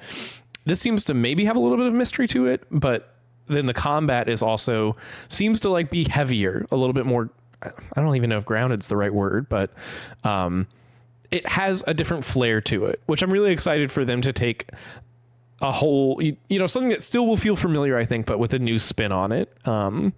And seems to kind of like have this jazzy underground kind of vibe to it too, based off of, I guess, the time period, at least, one of them, since it seems like we'll be jumping between a lot. There's a lot we don't know about this game, but I really recommend looking up this trailer and maybe the one before it as well and trying to piece together some things for yourself. But do you remember this one, Fahad? Was this at the Summer Games Fest or the Xbox one? This was at Summer Game Fest, yep. Summer Games Fest. I do remember seeing some of it. I was so confused on what was happening. Yeah. I think... Sorry, go on. Oh, I was just going to say, it seems like it's going to have some sort of fantastical element to it. I don't know if it's like sci-fi or, fantasy, but there's some something kooky going on here, some shenanigans happening for sure. Maybe less grounded than the Yakuza games, which is a funny sentence to say because of how wonky those games are in their own way, but like in a realistic way, I guess, if that makes sense. There's no magic in those games. I am intrigued with this game. It sucks because I love the concept of like time travel and time jumping and all that. It's just so many things like get it wrong, and I feel like so many things implement time travel for lazy writing to cover up some things. Kingdom Hearts. Dream jump distance really hurt you, man. It really did. It really irreparable damage to you. It did. Yeah, but when it's done right, I think time travel is amazing. That's why I really want to play Chrono Trigger, because I know time travel is like very big in that. So I'm intrigued by this, but I've been always saying that I also want to play all the Yakuza, not all of them, but I need to play like Yakuza games before I even try to tackle this on. So see, I almost feel like this would be a better place for newcomers to jump on, because you don't have the baggage of, 10 games you have to get through. This seems like it'll be its own thing. And I agree with you on the time travel thing too. I think it's really hard to get it right. The one thing I'll say that's different between like a Dream Drop Distance versus a Chrono Trigger is that like time is like the core premise of Chrono Trigger, right? Whereas like time travel is not the core premise of Kingdom Hearts. And when you try and force it into something else, then that's when I think it can get really sloppy, where like it doesn't necessarily feel like it was built with that in mind or built around that. And this is a game that seemingly the time travel, jumping, whatever it's going to be thing is going to be a pretty integral part of it. So I'm hoping that with that in mind, they can do something a little bit more streamlined with it, a little more clean. Yeah, I agree. I mean, I'm interested in it. There's a lot of games that was shown off that like gave me the vibe of like, oh, I want to check that out. Like, I'm not dying to try it out, but I definitely am like interested in it, and this is one of them. But Yakuza, the thing is, like, I think I would love Yakuza, Chris. I think that could be one of my favorite series of all time. I'm just so afraid of committing to it because of all like the baggage, not baggage, but like the whole backlog it brings with it. So maybe you're right. Maybe I can just jump into this game first, and if I like it, I can go hit up the Yakuza games afterwards. So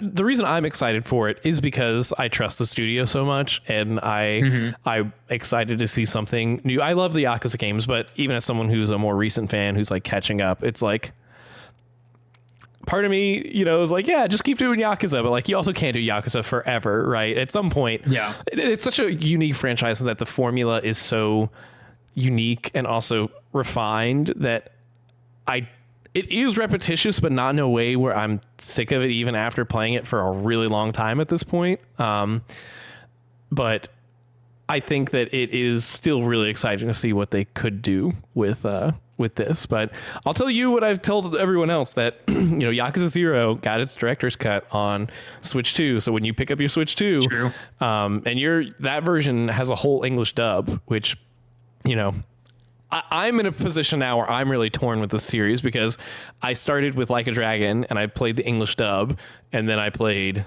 Infinite Wealth and used the English dub because that was then how I viewed those characters. And then I went back to 0 and I had to play it in Japanese, and now I love those voice actors too. And I played 1, and obviously that didn't have a dub either. So it's like I am now half and half on the games that are dubbed versus subbed, basically. And you could just start with the subs, or the dubs, I mean, if you wanted to, and keep going, or, commit. But that's cool that you'll at least have the option with that. And 0 is definitely a fantastic game. So you like dub and sub? Do you have a preference or no? I feel like at this point, my preference for the Kiryu games is subbed, and my preference for the Ichiban games is dubbed, because I genuinely think that Ichiban's voice actor is one of my favorite voice actors, like in the dub. Yeah, in the dub. He's so good, man. Like when I look at Ichiban, that is who I hear. I cannot imagine like listening to anyone else voice Ichiban, but they got Yang Yi to do Kiryu as the English voice actor, and I don't think he can really compare to Ichiban or Kiryu's Japanese voice actor. So it's really tough because now I'm like kind of split. Where like, okay, if it's the new cast, then I love them as their English voice actors. But if it's then you'll sometimes see people from the older games come up in the English voice actors, and I'm like, oh, that's not what Kiryu sounds like. That's not right at all. Even, I mean, Matt Mercer is the English voice actor for Majima, who's one of the main characters from the older games, but makes, you know, an appearance obviously in the new like pirate one. And Matt Mercer's great, but like I listen to Majima so much in Zero from the Japanese voice actor that it's like, I don't know. I don't. Yeah. Kind of stuck between a rock and a hard place now. The game, like the anime, I compare Yakuza, and you know I've never played Yakuza, so I could be completely wrong, but it seems so wacky and like out there.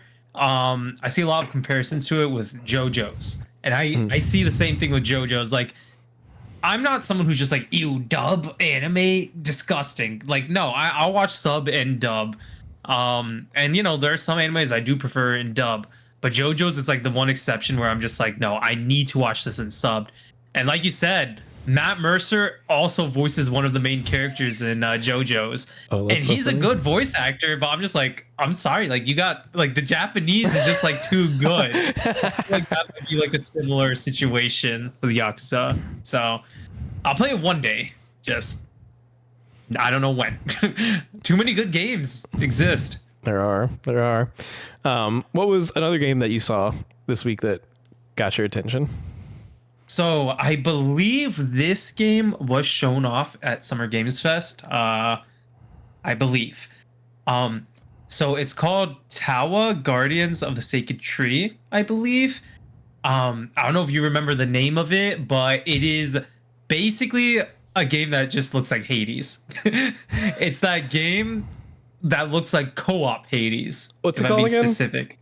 Towa, like TOWA, and then Guardians of the Sacred Tree. Okay. So I should have like a page of it somewhere too. But essentially, it looks like they're getting a lot of inspiration from Hades. It's a roguelike game, kind of like the isometric view of it as well. And you know, a part of me feels bad because like I know one of the critiques about a lot of games that have been shown are like it's either a Soulsborne or a roguelike, like especially in like today's gaming market. And I'll be honest, I've had this talk with you too. I don't think I am typically a fan of roguelikes because they're very repetitive.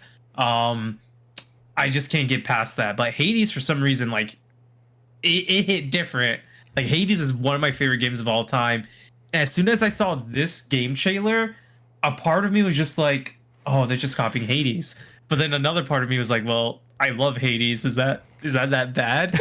But then when I saw that it's co-op also, or you can play by yourself. But when I found out that it's co-op, I'm just like, wait, I could just get in there with like a friend and just play Hades, but with someone else. One of my favorite games of all time. So I don't know. Like, I haven't really looked that much into it. I saw IGN had like a game preview for like 15 minutes, I think they said, about it. And I mean, they said it's like Hades and they just want to keep playing more and more. Like 15 minutes wasn't enough. I think if you're playing by yourself, so what it is, it's Hades, but you have like multiple characters you can select. I think there's 8 different characters. You select 2 of them. One is like your primary fighter, and the other is like a supporting character that will like, I guess, give you buffs and all that. So if you're playing by yourself, the way they described it in the gameplay demo is you're controlling one guy with the left stick to move around, and your secondary character is like following them because they're supposed to be your supporter. But, and I don't know how, like they described it, I'm like, this seems very complicated.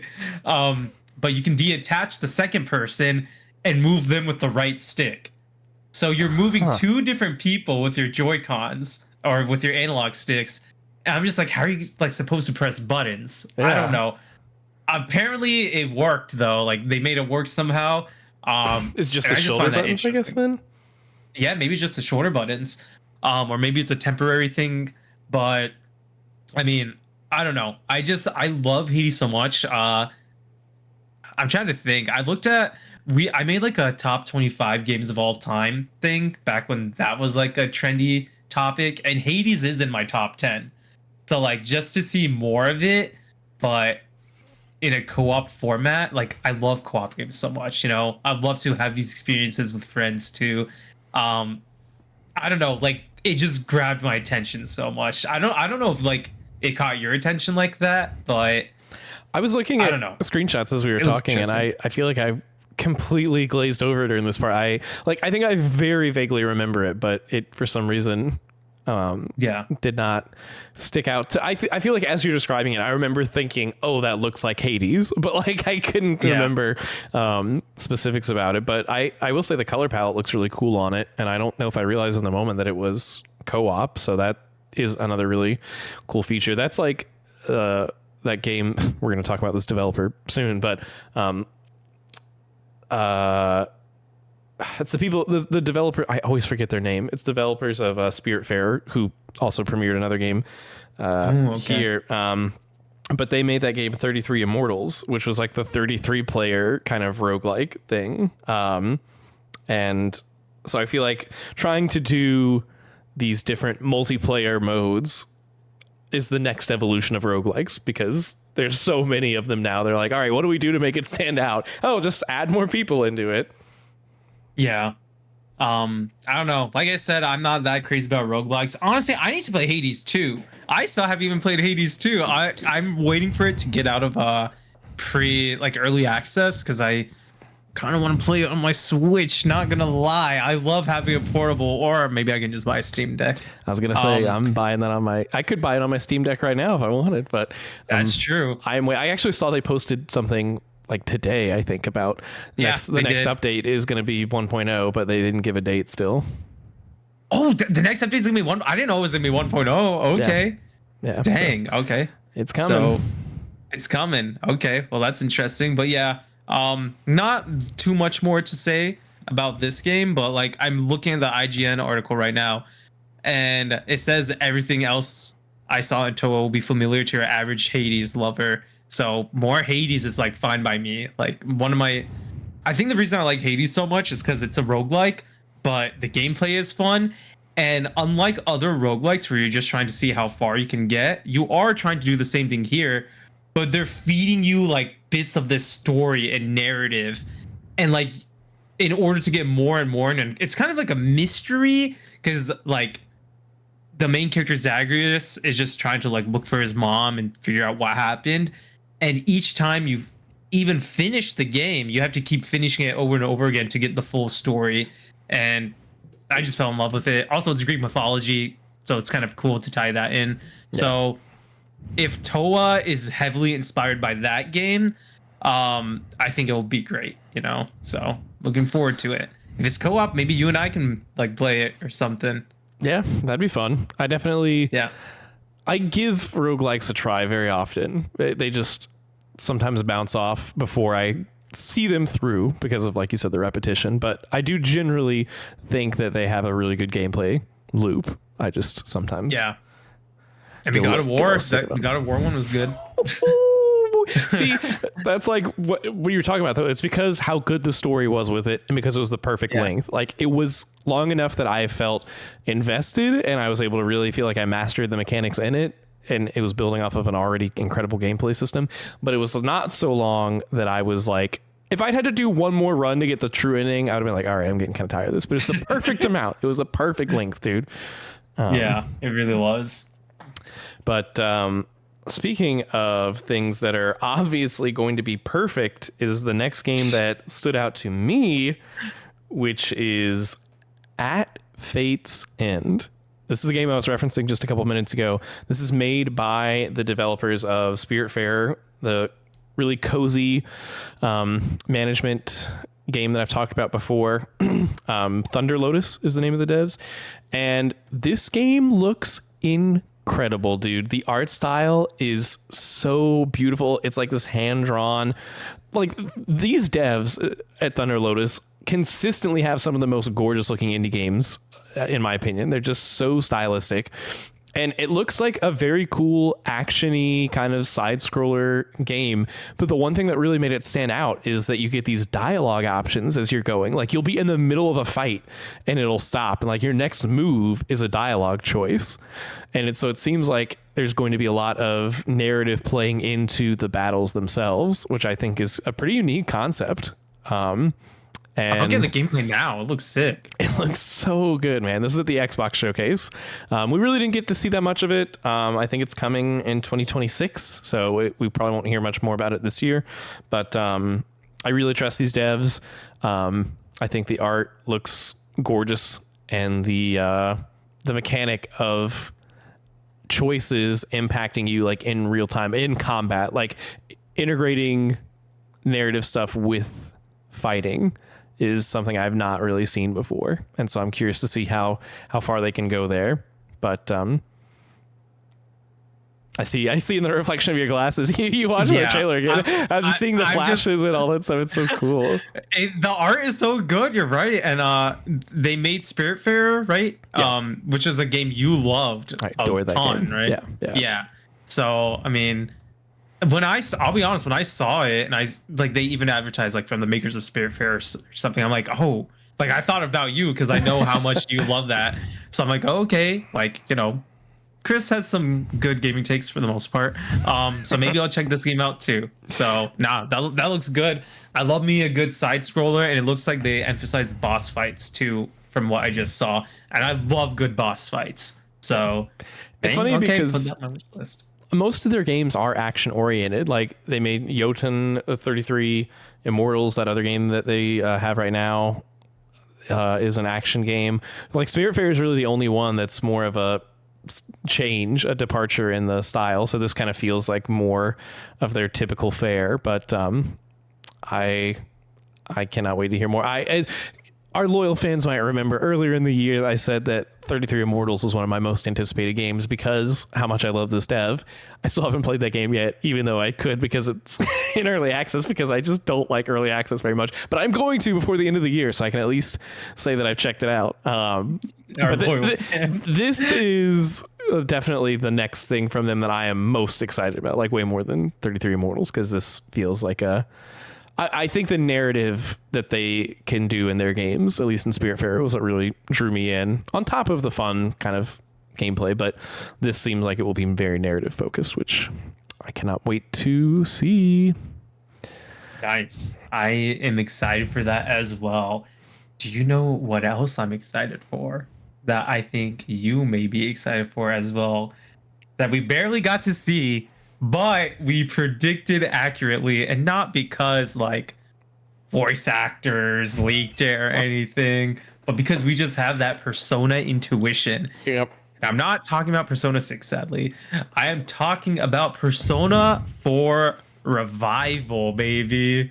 Yeah. Dude, I know. Okay, so I'll be honest. I didn't watch the Xbox game conference because I had to run some errands that morning, but I did. Oh man, this doesn't sound bad. I did have the phone, like I did have the live stream playing on my phone, and it was playing through my car. But I wasn't watching because I'm a responsible driver. Good for you. So I'm a red light. I'm like, new game. I quickly glimpse and I just see like anime grass fields. And I just look away. I'm like, okay, it's like probably some some Genshin Impact thing. I don't know. Like I literally just looked at it for 1 second, but then I hear the ding, ding, ding, and I start. I'm like, green light. I'm my hands on this.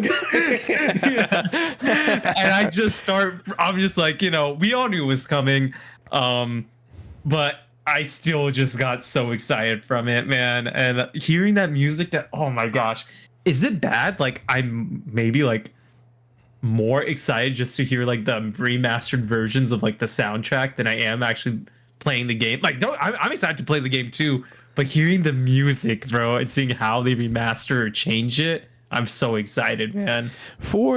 This is obviously, it's such a high bar, right? Like, yeah, 5 soundtrack and 3 reloads, especially, I mean, are, I think, 2 of the best gaming soundtracks ever. 4 I love, but it doesn't hit as hard for me. 4 has always been a pretty distant third, and the Persona 3, 4, and 5 soundtracks, in my opinion. So I am also really excited to see what they can do, because some of the new stuff they did for Reload, like 3 was good. Like there were still bops, right? But like the new stuff for 3, oh my God, a whole new level. So what they could do with 4, I am super optimistic for, I should say.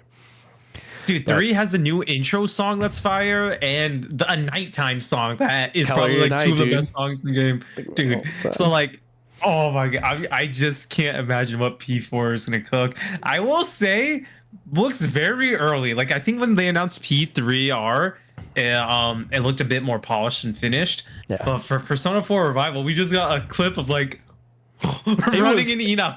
It was a nothing burger of a trailer, dude. I'm gonna be honest. It was a nothing burger. It was almost deflating, honestly, and in a way for me, not to like rain on the parade, just because like it was so early. I don't know if I've seen a trailer that wasn't presented as like this is pre-alpha gameplay that looked that rough to me, that like looked that early on, and that was that short. And like we knew it was coming, right? Like I guess it is good to get confirmation. Like I'm glad it exists. I am excited for it. But I do wonder, like, if it hadn't been so leaked, if we would have gotten this at that showcase, because it doesn't feel like they were ready to show something, honestly. I don't think it's very rough. Yeah. It was kind of a last minute thing. Yeah, I agree. Yeah, it looks very rough. I saw the running animation, and it just, people are like comparing it to like Subway Surfers and stuff, just the way he was like a running animation. What I will say from what we saw, I don't know if I'm looking too into it, but it looks like from that snippet, I think the camera was like behind him, right? Instead of it being like fixed cameras in the city that he walks through. Yeah. Maybe they'll do some different camera angles when you're actually going through the city. And also they made like an announcement on their Twitter, like, hey, you know, this is Persona 4 Revival. We're excited for you. Whether you're a new player or you're a longtime fan of this game, there'll be surprises for both of you guys. So, you know, I hope they add new stuff for Chris and I, even though we've experienced it, you know, still one of my favorite games of all time. But I do hope there are some new things we could look forward to. But also, they did acknowledge that they are working on other things in the Persona franchise. And not to be, you know, I know this is in my list, but not to be a downer on my own thing. I think I would have preferred a P6 announcement, and then maybe we get a P4 revival in the P6 engine, or like whatever, like that format. I'm kind of a little bit disappointed we're getting 2 Persona remakes in a row. I know we got Metaphor, but within the Persona franchise, I'm kind of disappointed we got 2 remakes in a row. But at least they acknowledge that they are working on essentially Persona 6, right? Yeah. So who knows when we'll get to see that. I agree. If you were going to do such a short tease, I think it would have been more impactful to do P6. Like, yeah. But obviously this is clearly going to come before P6, which means P6 is like 2028, dude. Because I don't even think they didn't even say 2026 for this. I think it's 2026. I think it's possible, but with how little we saw, I could believe it's like early 2027 for the P4 remake, honestly. I think it's either really late 2026 or really early 2027, which means that P6 is like, I think, early 2028 at best. If I'm predicting that right now, which we're gonna be so old. I'm gonna be a grandpa. It's like, I'm supposed to be relating to these high schoolers, dude. I played this first game when I was in college, and like it was so fresh. That's why it hit so hard. Now I want to be like having a kid who's in high school, probably. People are saying, like, I've been seeing so many memes about like me playing Persona 6 trying to romance a high school. Oh, bro. But you know, it's true. I mean, Atlas did release Persona 3 Reload and Metaphor the same year. I know this is different. They're not going to do the same thing with Persona because it's the same IP, but hopefully that does show like, hey, maybe maybe we can see Persona 4 in 2026, instead of 2027. But I do agree, like if we do see it in 2026, it'll probably be like later, like late 2026. But it did look so early, so they're just gonna have to cook or something, man. It is a remake, so maybe it's easier for them to work on that. Well, it looks like it's in the P3 engine, right? So it's like there's got to be some element that they're not starting completely from scratch, I would think. But yeah, I don't know. We'll see. I mean, I'm so excited for it, man. I think that game has my favorite cast by far. So. Yeah, I feel like I sound really negative. I'm glad it exists. I just think we kind of. It was like a really badly kept secret. Knew. Like we kind of did know, which was even more weird about it, Fahad, is that everyone was saying these conspiracy theories about like, oh, these voice actors are saying they're not involved in the order that they were, added to your party. So this has got to be a publicity stunt. But we didn't hear any voice acting, so it's like, well, now this is just awkward. Now I think they just kind of randomly like spoke out about this, and I think they really aren't involved. You know what I think happened? First off, I don't think they were involved. I think that conspiracy theory is copium, not gonna lie.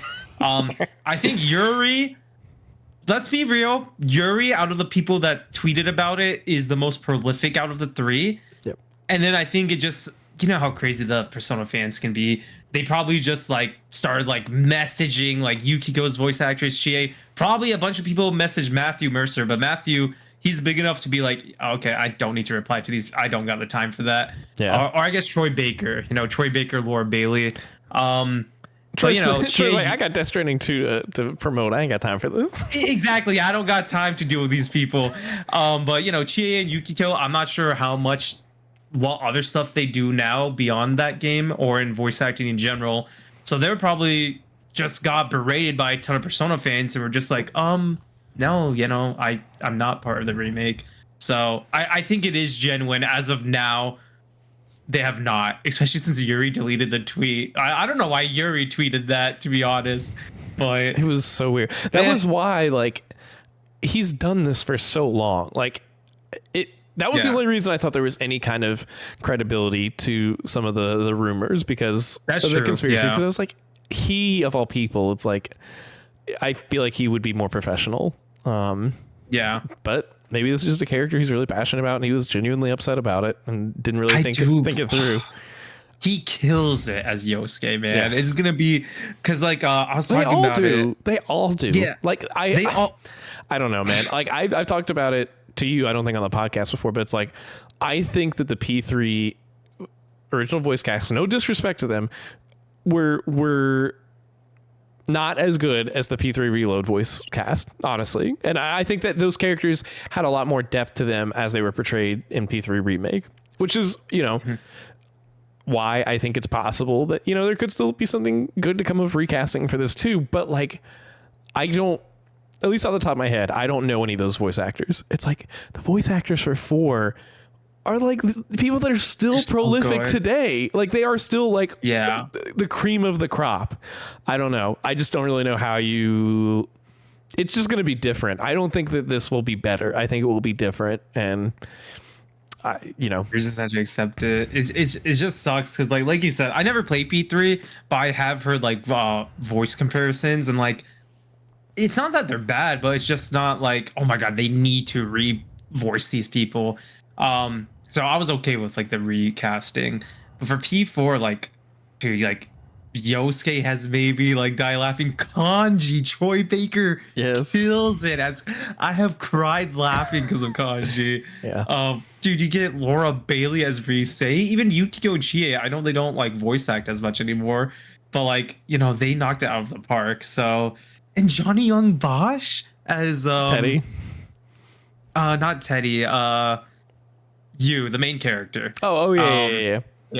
Johnny Young Bosch. Teddy's voice actor too. I forget his name, but I forget his name. Teddy's voice in Critical Role too. He's like a really prolific voice actor too. Yeah. So like even the side characters like Nanako, Dojima, Adachi, everyone, like they just all bring so much life to these characters. Dude, some other little girl is gonna sing "Every Day's Great at Your Juniors," and I'm gonna be like, You're not as cute as mine, Annika. All right. You're not Yeah, but I'm excited for it. So regardless, my PlayStation 1 was Marvel Token Fighters. I have a couple of honorable mentions I'll throw out really quickly.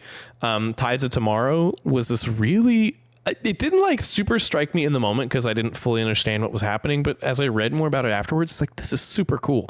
This is a game that was at the PlayStation Showcase. You're in this world that's like suffering from this sort of like pollution thing. I think I heard people saying that like it's in a future where like microplastics have kind of like become such a issue for people that like it's like debilitated them or something like that.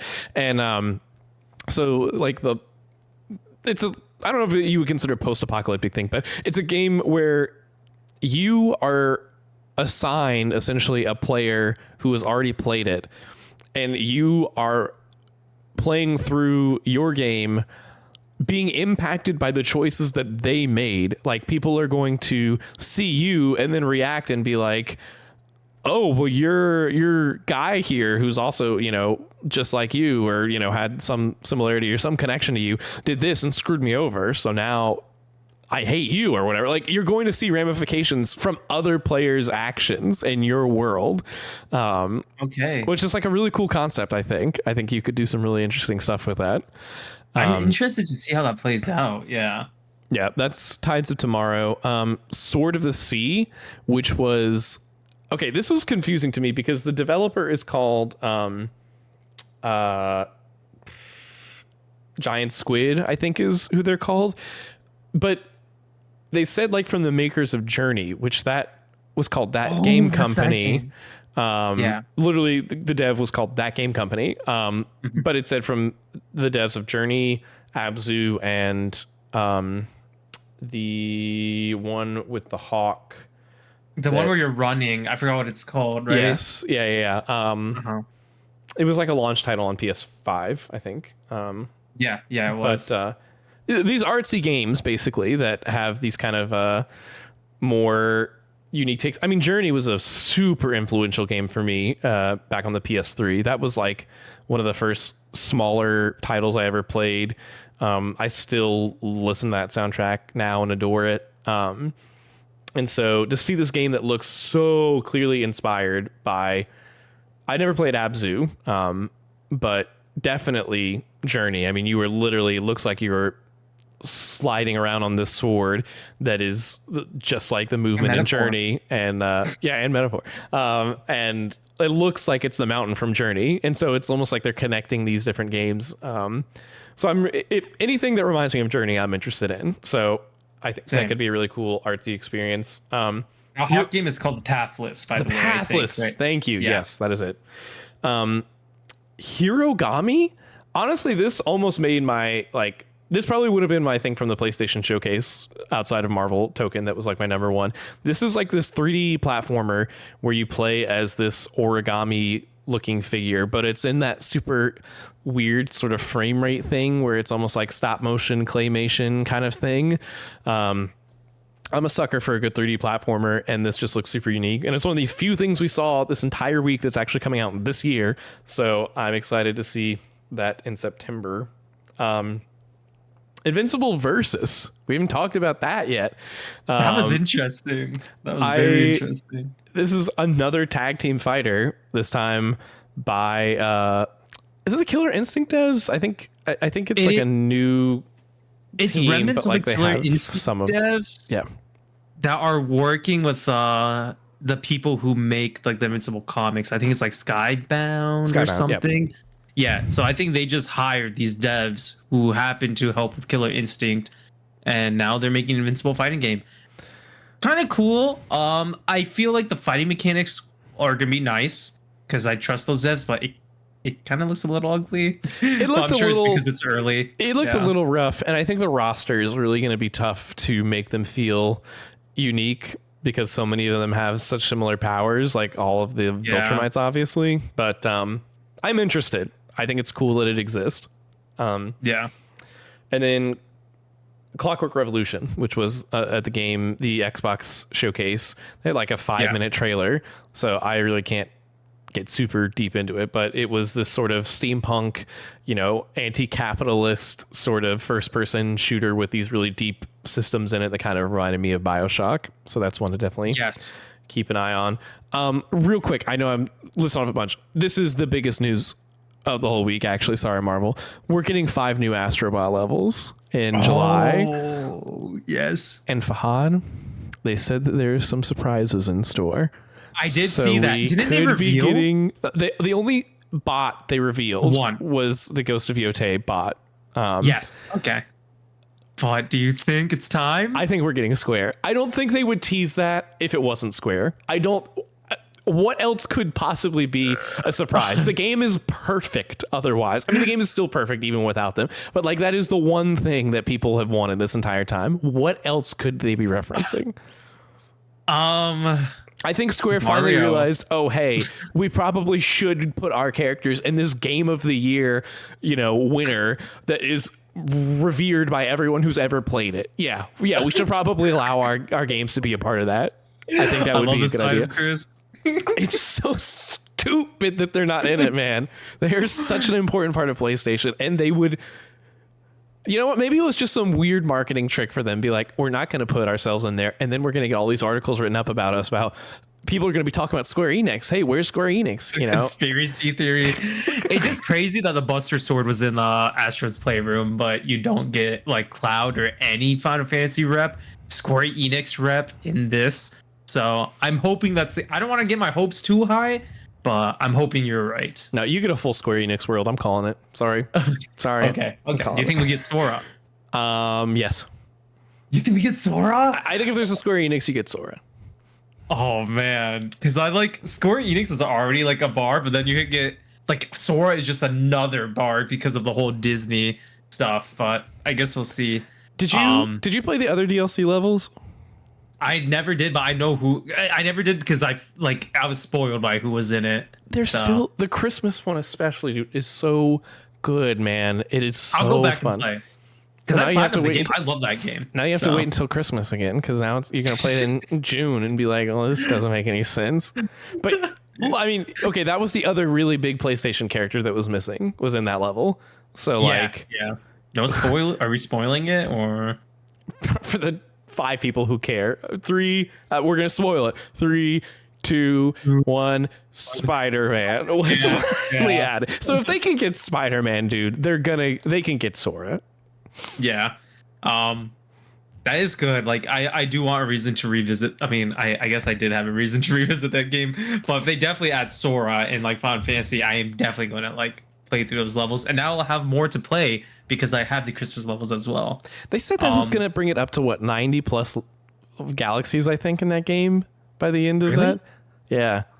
Dang, I didn't realize that game was that stacked. Yeah. Because this is like the 3rd set of DLC. There was the original 5 that were like regular time trials, I think, speed runs. Then there was like the ones that they deemed the challenge ones. That was another 5. Then there was the Christmas that was just 1, but it was really big. It was way bigger. And then now there's these 5. So okay. I'll definitely. Did they say a date for that, or? I think July 10th is what I saw. I'll look it up. So like a little less than a month. Okay. Those are all your honorable mentions, right? Yep. I'll rapid fire some of mine that I thought were cool. I don't really have to like talk too much about it. I think Onimusha looks sick, bro. Like, I've never played the old one, but that game looks so good. I just played the original for the Min-Max Steepest Dive a couple months ago, and it's so quaint. It's such a funny... It's super short. Okay. It's only like 4 or 5 hours. Was it fun? It was fun. Like, it feels like a PS2-ass PS2 game, dude. Like, it is the most... like PS2 game I played in a really long time, and like the story is really stupid, but like the mechanics are interesting. Like it was, because of how short it was fun to kind of just get through and see, what this sort of time capsule was. But the new one looks incredible. I didn't mention it in mine just because that or Pragmata or Resident Evil. I didn't give Capcom was like all over this thing, and I didn't talk about them because those are like not coming for a little while, which some of these aren't either, but all their stuff look good. Sorry to interrupt. No, you're good. That looks cool. I think the Scott Pilgrim game looks cool too.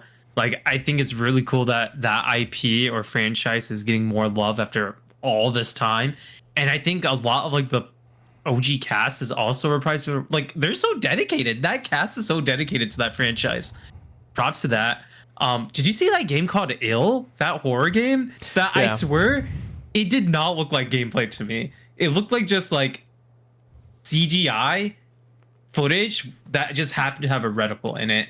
But if that is gameplay, that's crazy because it looked like too good in terms of like a horror game. I just put that in there to talk about it, but I feel like it's like like what you may call it, like rose tinted glasses or something. Like I feel like it looks too good to be real. A bait and switch. Yeah, pretty much. Like, have you seen like the comparison with like Watch Dogs and its E3 review versus? Yeah. I feel like it might be, but who knows? You know, shout out to RE9, Final Fantasy Tactics.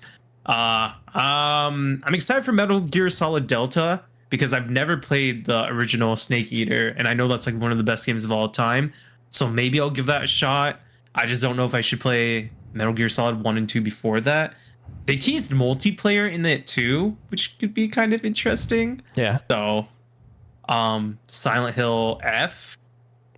Pretty I thought cool. that looked a little rough, but yeah, I don't know. It did. So did Silent Hill 2 remake, and then everyone loved it. So, I also wrote down Beast of Reincarnation. I think it looks cool, but mainly because wow, Game Freak can actually make something that doesn't look like Play-Doh textures.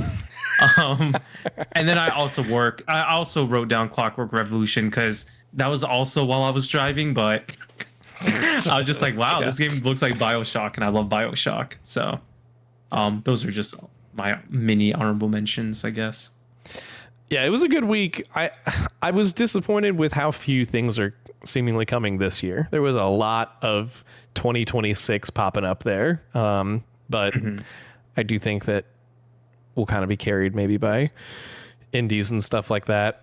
I'm just interested with Grand Theft Auto coming out next year too. It's like, is everyone going to get out of the way? Like everyone says 2026, but then is it going to get pushed to 2027 too instead? I don't know. Yeah, I forgot about that. Oh well, people are just going to have to deal with it, I guess. Yeah, can't run forever, but lots to look forward to in the video game world, including our beloved Marvel Tokon Fighting Souls, which we are about to bring together the perfect roster.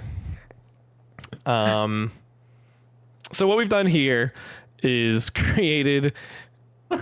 So this is from. Share your screen to me again because the call got Sorry, audio listeners. We found a tier list where there's a bunch of Marvel characters already listed, and we narrowed it down to this group of characters. And now we're just going to reassign them to who we think are going to be probably like most likely in the game. Like it'd be kind of weird if they weren't in the game.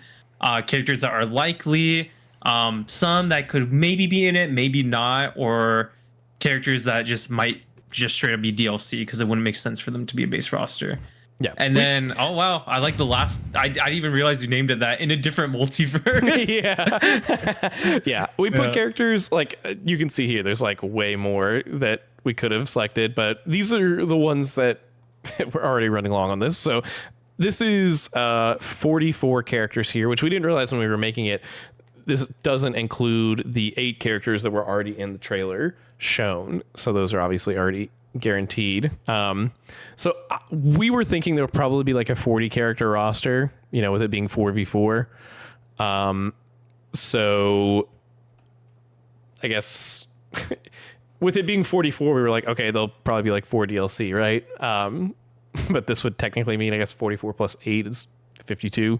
That would be all we're including. So take it all with a grain of salt, I guess. But let's just dive right into it here. We're going to move kind of quickly because there's just so many to go through. Let's start from the top left. Do you want to? How do you want to start? Do you want to start with like who we think is basically confirmed, or do you want to just go down the list of however they're listed here? We can do basically confirmed right away if you want, so we can just narrow it. Like, condensed list. Yup. Gotta be Thor, right? Well, definitely Wolverine, right? We Definitely saw Storm, Wolverine. so we know I think they're gonna have X-Men. Yeah, definitely Hulk. I think Hulk. It's gotta have Venom, right? Like I feel like Venom is so synonymous with fighting games now. And like if Spider-Man is in it, like you kind of need to have his villain. Like we see Doctor Doom is in it, right? So what do you think? Probably, yeah. I mean, If you want to put him in likely, we can. he's somewhere between likely and basically confirmed. It's close. It's close. Okay. Um, Who else do you Black think Widow. would be for basically confirmed? I don't know. She's so popular now, though, with the MCU. She is, but like, what would her moveset be? You know, like She was in Marvel vs. Capcom Infinite. Okay, so okay. We can put her if you want. No, you're probably right. I think she is a likely. I think she's a likely. I feel like Doctor Strange is really likely. I think he's another one of those characters that's in between likely and basically confirmed. I would go so he's far like- as to say basically confirmed. Yeah, because he's the magic guy. Yeah. So, well, I guess not the magic girl because this magic. Okay. Yeah. I think Captain Marvel is pretty, especially with Miss Marvel, right? Because like that would be a fun interaction between them. Yeah, that could either likely or basically confirmed. I would say. How do you feel about Magneto? Think Magneto will be in this game? You know, Maximilian Dude was saying he didn't think he would be. I think he's somewhere between likely and confirmed. I would be. You want to talk about characters that are synonymous with Marvel fighting games, dude? Like, he's up there. Yeah, him and Doom. And like, I do feel like as we get into this, we're gonna realize we don't have a ton of villains. And so I think I'm looking at another villain right now. This guy right here, Mr. Purple. That guy right here. I'm looking at Mr. Purple with how popular he is because of the MCU, especially. Thanos. I think he's very likely. All right. So, do you think that's it for basically confirmed? Do we have anyone else? I think Deadpool's probably. Oh yeah. You're right. I think Deadpool has to be in it. So let's see. We have 1, 2, 3, 4, 5, 6. We have 7 people on top of the 8 already like confirmed characters. In this list. I feel like the only one in here that we weren't sure about was Captain Marvel. Do you not think she's basically confirmed? We could drop her down if you want. I'm trying to think. She was in Infinite, right? Was she in MVC3? She was in Infinite. She was not in MVC3, I don't think. I mean, I'll let you decide. Because she is like a very powerful character. I'm trying to think from the roster. The only females on the roster that we know of are Miss Marvel and Storm, right? Yes. Yeah. Yeah. So I think there does need to be like more female representation. Yeah. I think I think that puts her in basically confirmed. I think as far as female characters go, she's the most likely that we don't have already. It's either her or Black Widow. So yeah, I agree. Yeah, and I think she's more likely than Black Widow because I do agree with what you were saying. Like, what's Black Widow's moveset going to be? Like, I think it's going to be a lot of her baton and like projectiles with her sniper, but guns and all that. Yeah, Captain Marvel is definitely a more organic fit for that. And like I said, I think that Captain Marvel, Miss Marvel kind of synergy could be, fun. You can have some fun dialogue, voice lines between them. Do you think Groot is very likely? So prior to us recording, we had Rocket also, but we were thinking that to save roster space, do you think they'll combine Rocket and Groot into a character? And if so, whether Groot is combined with Rocket or not, do you think he's likely? I think he's likely. If Star-Lord's in it, we need like another Guardian, right? I would think.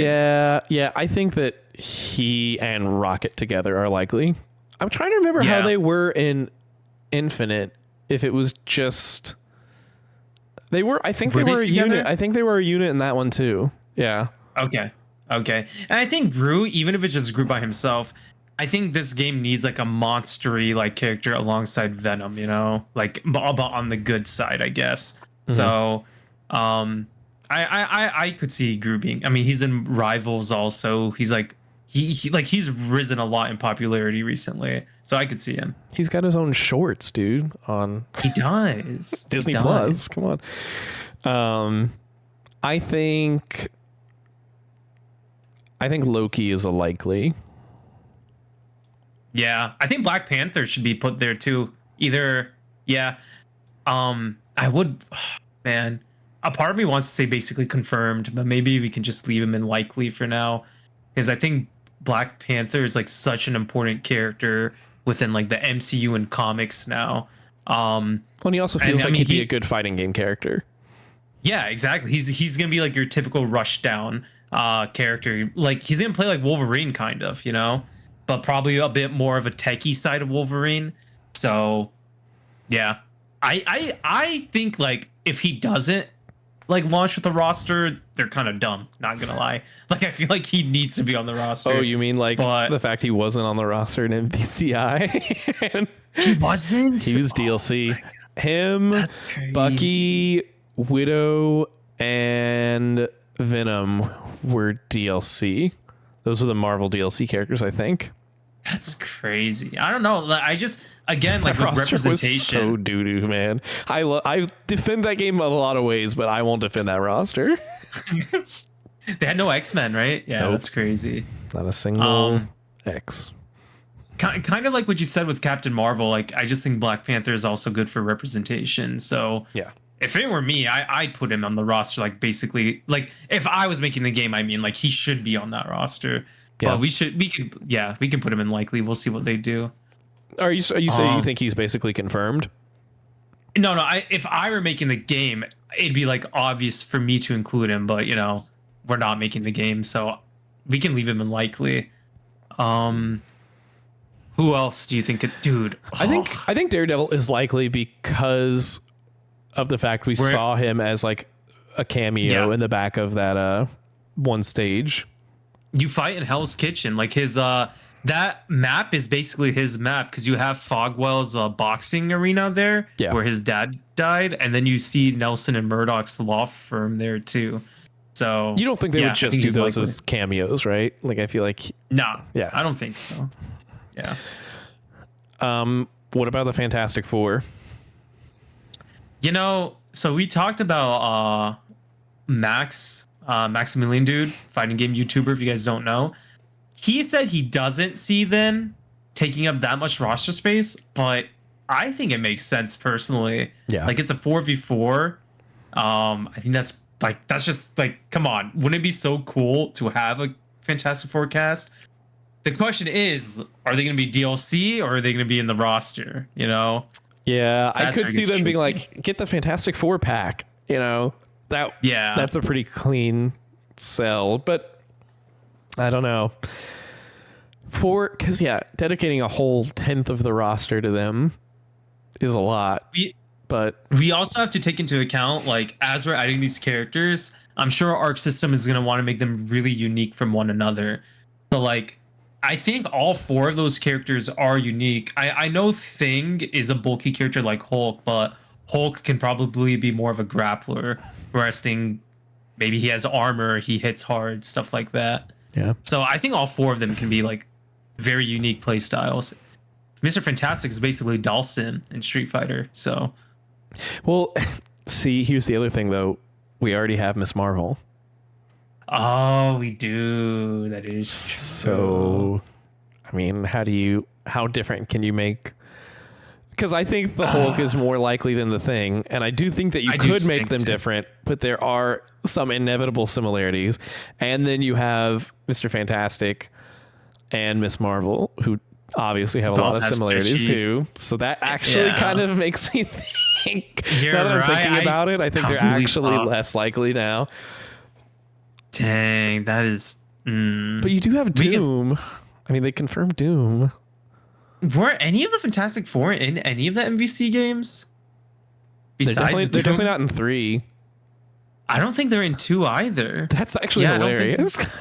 Yeah, now I'm thinking about it. I don't think they're in those games. Is it Invisible Woman? I thought she was at least, but I can't remember. Maybe. Let's see. I'll search it up real quick. Fantastic Four MVC. No, I don't. How come MVC never has any Fantastic Four characters? Yeah, I guess they haven't been. See, but then that almost makes me want to go the other direction where it's like, okay, so they haven't been represented before. Maybe they'll want to do them now, especially in a game with 4 being such a central focus. But I just think that's a tough sell. Yeah. And see, I was kind of thinking DLC, but now I'm like, you're going to put 2 characters, The Thing and Mr. Fantastic, in a DLC pack that are going to at least initially come across to people as similar to characters that they already have in their roster. Yeah. I mean, we'll see. I could see Mr. Fantastic being like maybe a bit more zony than Miss Marvel. Like he stretches like across the map, maybe. Man, yeah. Dang, that sucks. If anything, I think we get half of them. I could see those 2. I could see Sue and Johnny. But you don't think they do the whole team in a 4v4 fighter? You think they do half the team, but not the whole team? Probably not, because I do think that is weird. But okay, I think it's either 2 or nothing. I don't think you get all 4. Okay, interesting. I don't know. What do you think? In a different multiverse? Do they just stay here? We can keep them there for now. Yeah, just keep them in another multiverse for now. Dude, I see Nightcrawler. That is my biggest want. That is my biggest want. Yes, by a mile, dude. Dude, just like it'll be tough. It'll be tough to keep him in the game, to implement him, because you just have to give him a bunch of teleporting abilities and like sword attacks and all that. But dude, he has the most sauce. Yes. I'm looking at everyone here right now. He probably has the most sauce, dude. Well, imagine him triple wielding katanas, bro. He also feels like a good fighting game character because of the teleports and because of the swords. Like, I almost want to put him in likely. It's he doesn't have the pedigree, I guess, of some of the other characters. You know, so he's not as recognizable. So I think that does hurt him some. But God, I want him so bad. He's my most wanted character. Yeah, right now. Same. I would put him in debatable because of that. Because I think that he's a fan favorite, and because I think he's got good potential for a fighting game. But there's certainly no precedent for him being in one. Mm-hmm. I don't think he was in any of the others, was he? I don't think so, unless it was like some really old one. But I don't think he was in MVC 2. I don't think he was in MVC 3. I'm definitely not in Infinite, so I could be mistaken. But if he was in MVC 2, I would have been playing him. So, and I don't remember playing him. So, who else do we think we can be like? Luke Cage. I think he's debatable. Yeah, isn't his power just like kind of super strength or invulnerability, right? Yeah. Okay. I could almost see him being like a tanky kind of character, maybe he can give your team his assist is like he calls it and it like blocks an attack or something. Yeah, no, I could see that for sure. What about Vision? Is that Vision next, right? Yeah. What do you think? Is he in any of the games? I don't think so. Debatable.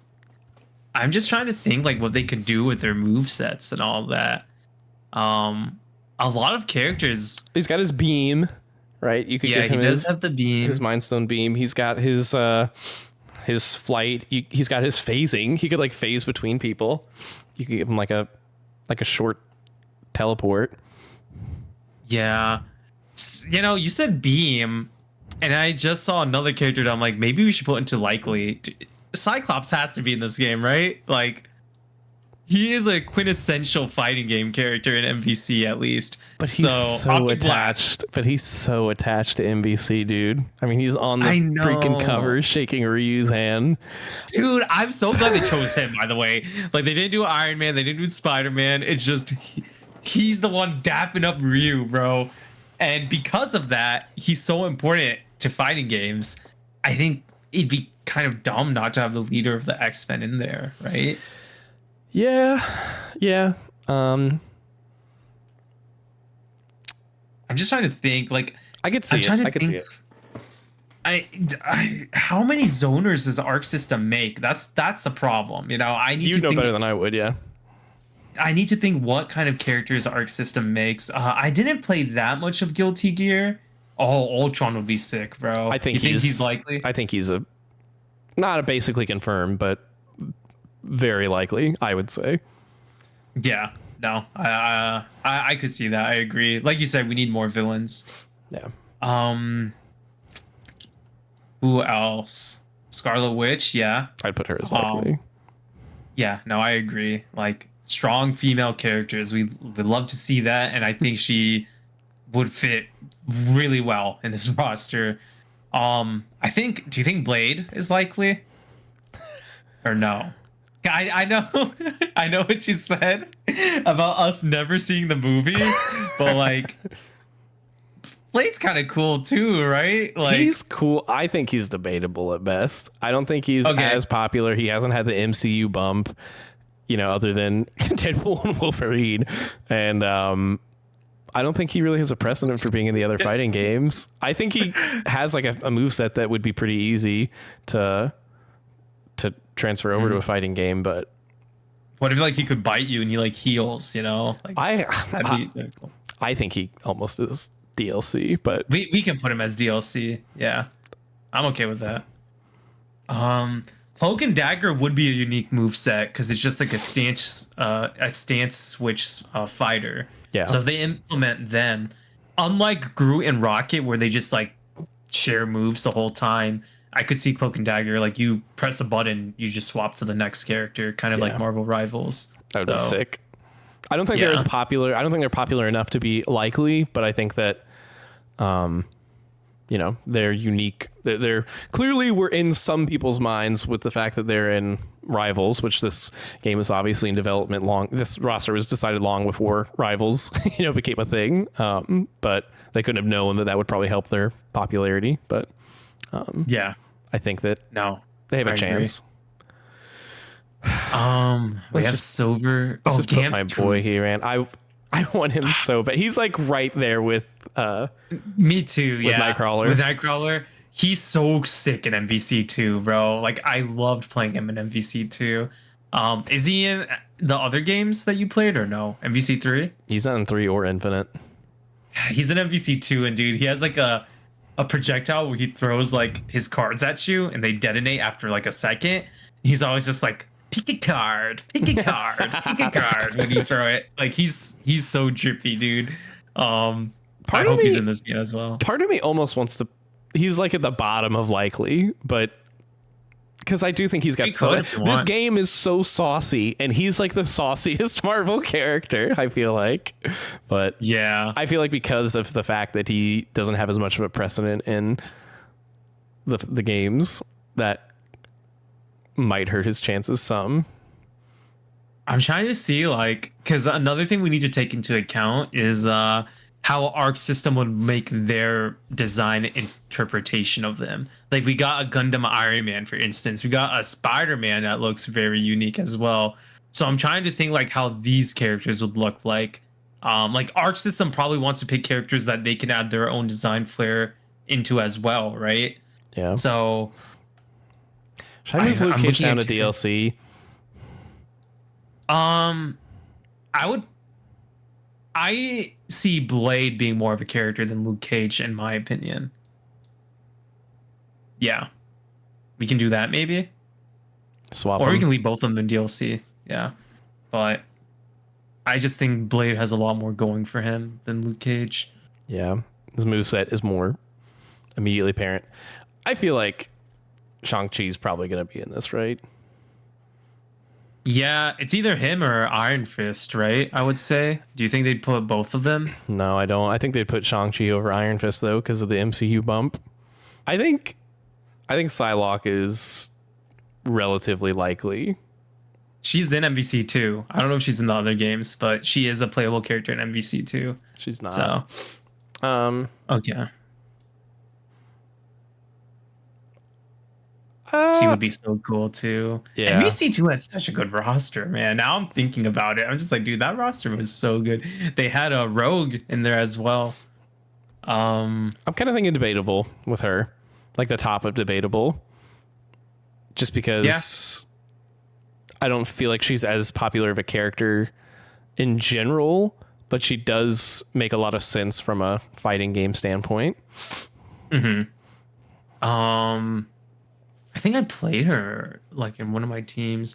Rogue is also an MVC2. She was very fun to play as, but I know you said this earlier off before we start recording, but you said you'd only see either Jean Grey or Rogue, right? That's what I think. And I think you see Jean and Rogue is like DLC at best. Okay, I can agree with that. Do you think Jean would have like a thing where like if you ult, you turn into like the Phoenix or something? With Dark Phoenix? Yeah. That's like install super. MVC3, yeah. But that's one thing that makes me so excited about this game is that like I didn't really like Spider-Man or her that much in those games because their health pools were so small. So it's like if they're all shared, then I mean I guess you could still potentially have stats, you know, if you have all tanks, maybe their health bar is bigger or something like that, but in general maybe make them more sustainable by sharing a single health bar. I know Guilty Gear had different health bars depending on who you picked too, so they could do something similar, but yeah, if it's a one shared health bar, it shouldn't hopefully be that much noticeable if they go that route. Trying to look. I think Magic is. You put her over Psylocke? No. Actually, yeah, now you probably wouldn't get both, would you? I mean, they're not the same, but Psylocke has more history, but again, like they did say that they want to try using characters that haven't been playable in a fighting game before. Magic kind of could be more interesting, I think, with her. She would also have an install super with her with a Dark Child. Child. Yeah. Oh man, this is getting more difficult the further we go down to like the not as like confirmed characters. Yeah. We can leave them both in debatable. I almost feel like Psylocke could be DLC. Really? Okay. I can see that. I don't know. I don't know. I could see it because like they can sell her as DLC because like she has been playable in MVC2 before, so you're gonna get those fans that are like, oh yes, like I loved Psylocke in MVC2. I've been wanting to play her. I want to play her. Yeah. So that's the problem with DLC, right? It's like you have to make it people like you don't want to make people feel like you saved all the good stuff for DLC, but it also has to be someone exciting enough that people are willing to pay for them separately. Yeah. I think Squirrel Girl's DLC. She could be interesting, and I feel like she'd be a character that like just I don't know if she'd have that slingshot thing. I don't read Squirrel Girl comics. I don't know if that slingshot thing she uses in Marvel Rivals is canon. But I could see her just using her squirrels as summons a lot. Like maybe she can use them to like trap an opponent, you know, like trap them in place from the ground. And like just start wailing on people or something. I think she could be a cool, fun character. I see like the oddballs and rivals, I would say, are her, and then Jeff to an extreme. Yeah. But yeah, I definitely see her more so in this game than Jeff. So I don't know what her like. What would she melee with her tail? I don't like. Obviously, she's got her projectiles, but. Does she have claws? Does she punch? I don't know. I don't know anything about this girl. Neither do I. I guess she sends out her squirrels. Yeah, maybe she has like Maybe she swings a squirrel around. Yeah, I don't know. All right, I'm looking at who else we have. Um, Debatable. I mean, they're like, hey, we need our bow and arrow guy, I guess. Yeah.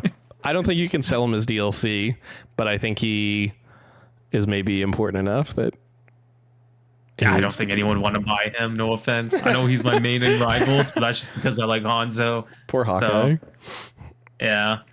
I mean, what do you think? Do you think Debatable is a good fit, or do you think he's not in it at all? You can put him in Debatable. I think he can be in Debatable. I think Ant-Man is an interesting one. I think he could be. I feel DLC. like he could be really cool, but yeah, I was kind of thinking DLC too. I think he's like, his gimmick could be cool enough to be like, wow, I can like shrink and beat people up, or I can get really. I know Miss Marvel gets big in her super, but like she can't get tiny. Yeah. So I think his, and I don't know if you remember, but I think in Justice 2 that Adam was a DLC character, so I think they can do like a similar route with Ant-Man. It'd be like, hey, you never played a character that can turn super tiny. Here you go. Please give us more money. Yeah, I could see that. What about Silver Surfer?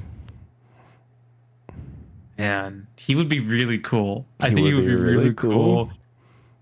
He could probably like fly in the air of the surfboard. Is there any hint of Galactus in this game? Like whether it's in the maps or anything? Not that I saw. Okay. Well, yeah, maybe they could save him. But he's like Fantastic Four adjacent, right? Yeah, he is. So, yeah. I mean, maybe he would... Him and Doom. Dr. Doom. That's the Fantastic Four representation. Yeah, I could see it. Throw Herbie in here, dude. What can any Fantastic Four? The rest of the roster I'm looking at that we have that's in a different multiverse. Out of these people, who do you think is most likely? Do you think Winter Soldier can be in the game or no? Here's the thing. He was DLC in Infinite, and I feel like it would be weird to make him DLC twice. So I think he's either in the base roster or he's not in it at all. How does his arm work in that game? Is it kind of like Rivals? Like, can it stretch and stuff? I think so, yeah. I feel like there needs to be like a Roadhog like character in this game where like you grab someone and pull them into you to like continue your combo string, right? Like a Spencer from NBC. Yes. So I'm looking at this roster, and I mean, I guess the only other character that can do something similar is like Spider-Man, maybe, if he webs you and pulls you in. But other than that, it'd be Winter Soldier. So I don't know what you think. I'm just trying to like think of moves now and stuff. I only think about the fact that in Infinite, he was so... I never got him because I didn't get the DLC, but I saw gameplay. He had one of the coolest features in the entire game, which was that if you had Cap on your team, then it changed your ultimate. It would change from like a regular to a team up between the two of them. And it was super sick. Yeah, it was really cool. The Arc System does that too. In Dragon Ball Fighters, they have like a similar concept depending on who's on your team. So that'd be cool if they did that. What about Luna Snow? You know, she's this weird like Marvel plant. She's like, they keep putting her in everything. I watched Max's video and he was just like, oh yeah, she's 100% gonna be in the game. And I was just like, really? But I mean, like you said, she is kind of a weird Marvel plant, and like we don't have any ice characters in this. Like the only other option would be Iceman, who has been playable in MVC too. But she's getting it before Iceman. I think she is. Oh, she's getting it before Iceman. I think she's a lot more marketable too right now because she's just like, I think she's a K-pop star, right, or something. Me and my girlies. Yeah, that's yeah. She's a kawaii K-pop star, so a lot of people will like her. So I could see her. I wouldn't be surprised if she's even in the base roster, to be honest. Yeah, so, I almost feel like she would, especially if she's an ice wielder. Yeah, I think she could be in the base roster. Yeah, I was gonna tell you that I think Vision might be DLC. Not gonna lie. Yeah. So I'm glad you did The more I that. thought about it, I was like, that's probably. Should we put Luna Snow unlikely even? Do you think? I don't I just think her want it ice to be powers true. are like, I don't want it to be true, but I think it is. Yeah. yeah. Dude, if she gets in and Nightcrawler doesn't, I'm gonna lose my mind. Bro, but you can sing at least. Dude, Um, Nightcrawler makes me want to sing though. I'm looking at the rest of the man. Is there anyone we bring up from here? We can go through them real quick. From left to right. I don't think Punisher gets in. Yeah, he'd just be a crazy zoner, which they could do. I but, hope he doesn't get in. I'll put it that way. I hate zoners. I feel like he'd be redundant with Black Widow and maybe a little bit of Winter Soldier, Yeah. because they both use firearms. So X-23, I don't think you get her. if we do get her, she's DLC. She's not gonna be on the base roster, I don't think. If we do get her, but yeah, I don't know if we're gonna get a variant of Wolverine in this game. Yeah. Gamora. She's probably the next most likely Guardian, but Yeah, I definitely see her before Drax.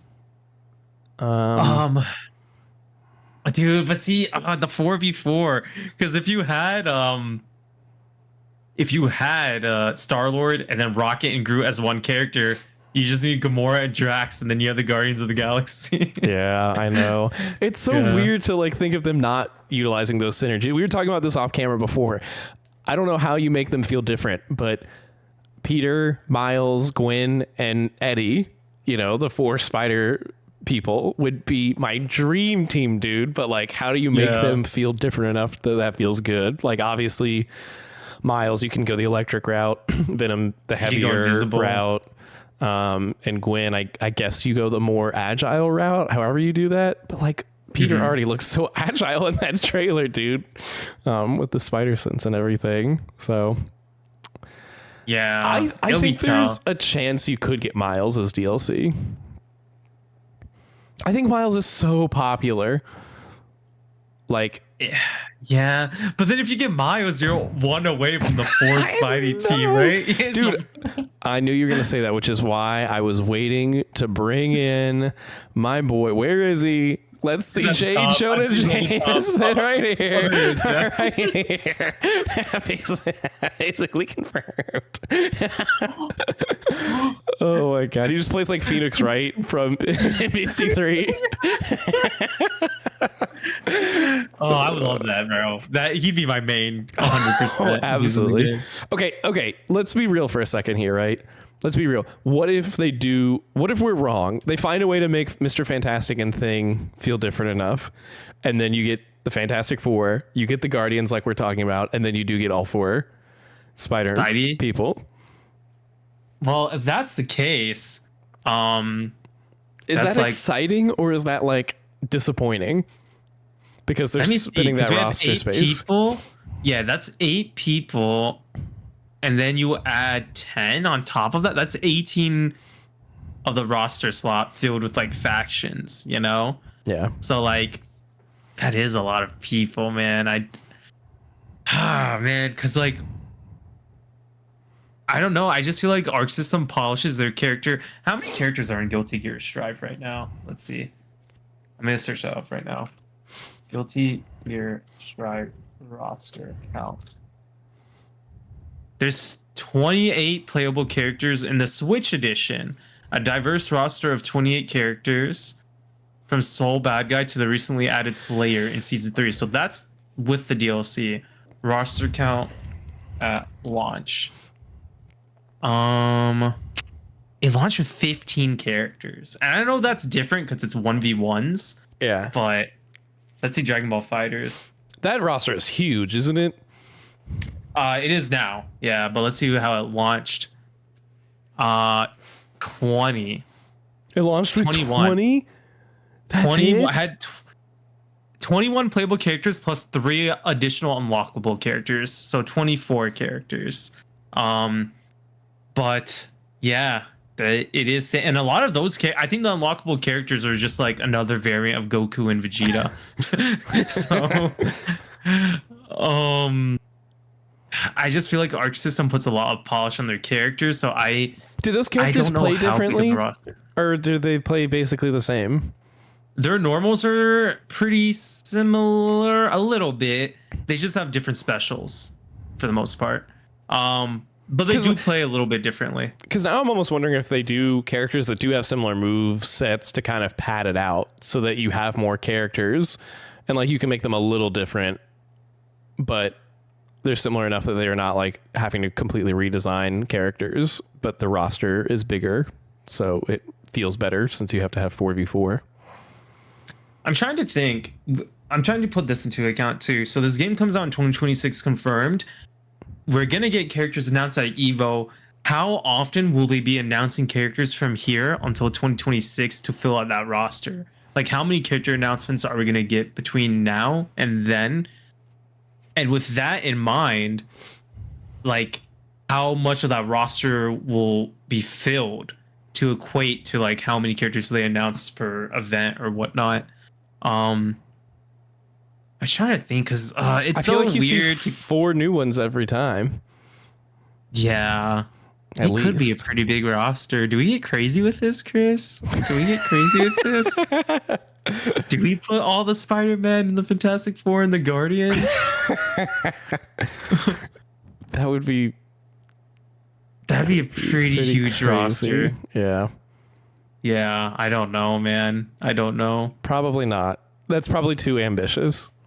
Yeah, but I mean, honestly, like, I think where we have it right now is pretty good. I think we should add one more to DLC. Though I think Miles has to be in this somehow. If okay, you want me, you can do Miles. I don't. What were you gonna say? What were you gonna say? Part of me was almost like Miles more than Venom, but I don't know. Probably not. Probably not. No. I Miles think is just Venom so popular, dude. Yeah. But I think the difference between him and Venom is that, like, I know he has electricity and can go invisible, but, you know, people just see him as another, I don't want to say, like, casuals see him as just like, oh, he's just another Spider-Man. But Venom is like the villain of Spider-Man, you know? So, but I do think Miles could be DLC. Like, I agree. Because I think, you know, we know he's a lot more different than Peter Parker is. Like, he has a lot more that he's capable of in different ways. And I know Arc System, if they were to make him a character, they'd make him and Peter play like completely different. So, yeah, I guess he was DLC. It just sucks that.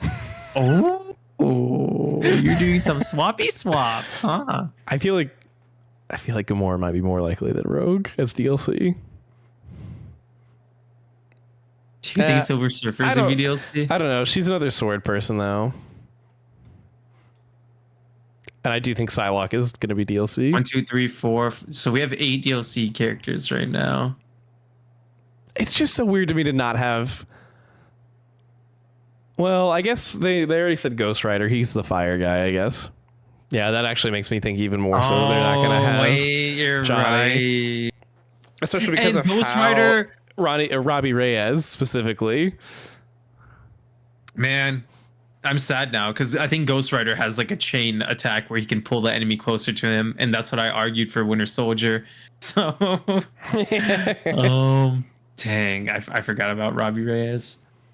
Do you think we should just leave it like this? Is there anything else you want? I mean, we can move Winter Soldier if you want. I think it could be different enough. Okay. Yeah, let's look at all the ones we don't have selected here. The biggest one I think that I see off the bat is Moon Knight. Here, I just want to real quick. Mm-hmm. I want to add one more. Like, are you gonna be like my dream come true? Yeah, basically. Okay. Oh, I always do this wrong.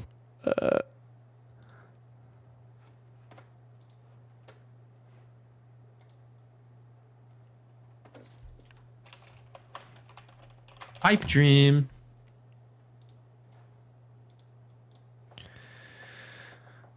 All right, put J. Jonah Jameson in there. Yep. Let's put him in there.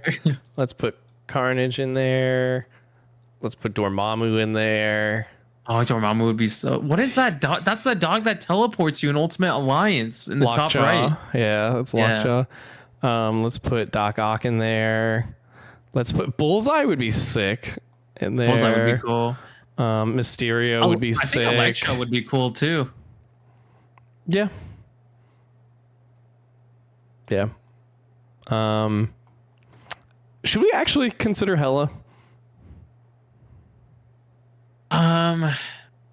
She would be cool. She would be really cool. She's a villain and a female. And she'd play with like probably daggers, like long daggers. I would say. We can put her in debatable. You want to? Yeah. Why are all four of these the Rivals pictures? That's so weird. And why that Hawkeye skin? I guess that's like more comic accurate, but anyone else? Quicksilver could be really cool. I think Quicksilver would be really sick. He's definitely not getting in, but it would be cool.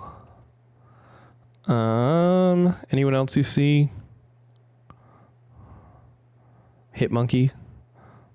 Charles Xavier. Just a good show. Yes. Where is my boy? Yes. Prowler. Do you like MODOK? Let me just put Prowler in there. You like MODOK? MODOK. No, thanks. Max mentioned Apocalypse. I actually think Apocalypse would be cool. Yeah. He could be cool. Oh, Mystique, dude. She's like a Shang Tsung. Oh, yes. That'd be so sick. If you want, you could put Jeff here too. Do you want Jeff? I don't. He's not my pipe dream. Oh, no. Then don't put him. Nah. I could see. Is Moon Knight DLC? I think Moon Knight could be like actually in the game, but like you can put him as DLC. Like his design is so sleek, bro. They could go crazy with his designs, like Arc System, like his skins or like even his default outfit. They could go crazy. Could they make a cool Falcon? I bet they could. They could, yeah. His would be like it's kind of like a Transformer, kind of. I feel like. See DLC too. I'd put him in. Yeah, okay, we can put him in DLC. what do you think? I was gonna say debatable. You think he's higher? Yeah. I could see them wanting like a more aerial kind of based. Yeah, but I just don't know if people want to like pay for him because they see him as like Captain's sidekick, you know? That too, yeah. But yeah, that's why. Just like I don't know if people would want to buy War Machine because he'll be like Iron Man's sidekick. Yeah, I don't think War Machine's in it. Is that the lizard next to him? Why does he look like that? I don't know what that's from. I don't know if that's the. I don't know. Oh, Namor! I just realized Namor is in there in the middle. He'll be the water guy if they wanted to add him. I don't think he makes it. Mm-hmm. I think that's pretty good now, right? Yeah. Had a Mr. Negative. Yeah, down the bottom. Yeah. Fing Fang Foom? That would be really fun. You know, yeah. Toss him in here. Yeah, put him in pipe dream. Dude, what a list. What a list we have here. All right. Should we call this? Yeah, how many people do we have right now in this? Okay, for real, like, okay, from a different multiverse down, these aren't people we actually think are going to be in it, right? So the only ones we're actually, the base roster that we are counting is 1, 2, 3, 4, 5, 6, 7, 8, 9, 10, 11, 12, 13, 14, 15, 16, 17, 18, 19, 20, 21, 22, 23, 24, 25, 26, 27, 28, 29, plus 8 is 37. Yeah. Wait, you said 20? Yeah, 37, yeah. Yeah, that's a weird number. We're definitely not getting that right. But No, they no, would we're have not. 37, but- We can move 3 of the DLC people up. Oh wait, no, you counted DLC, right? Or no? No, I didn't. One, Okay. 2, 3, 4, 5, 6, 7, 8. No, I was trying to keep that in even a multiple of 4 too. Of the DLC, which these is most likely to. Probably Moon Moon Knight. Knight? Yeah, probably Yeah. Moon Knight. So then that'd make it a 38 roster. Which is still a weird Dang. number. It is, but at least it's even. Is it divisible by 4? No, it is No. not. It is not.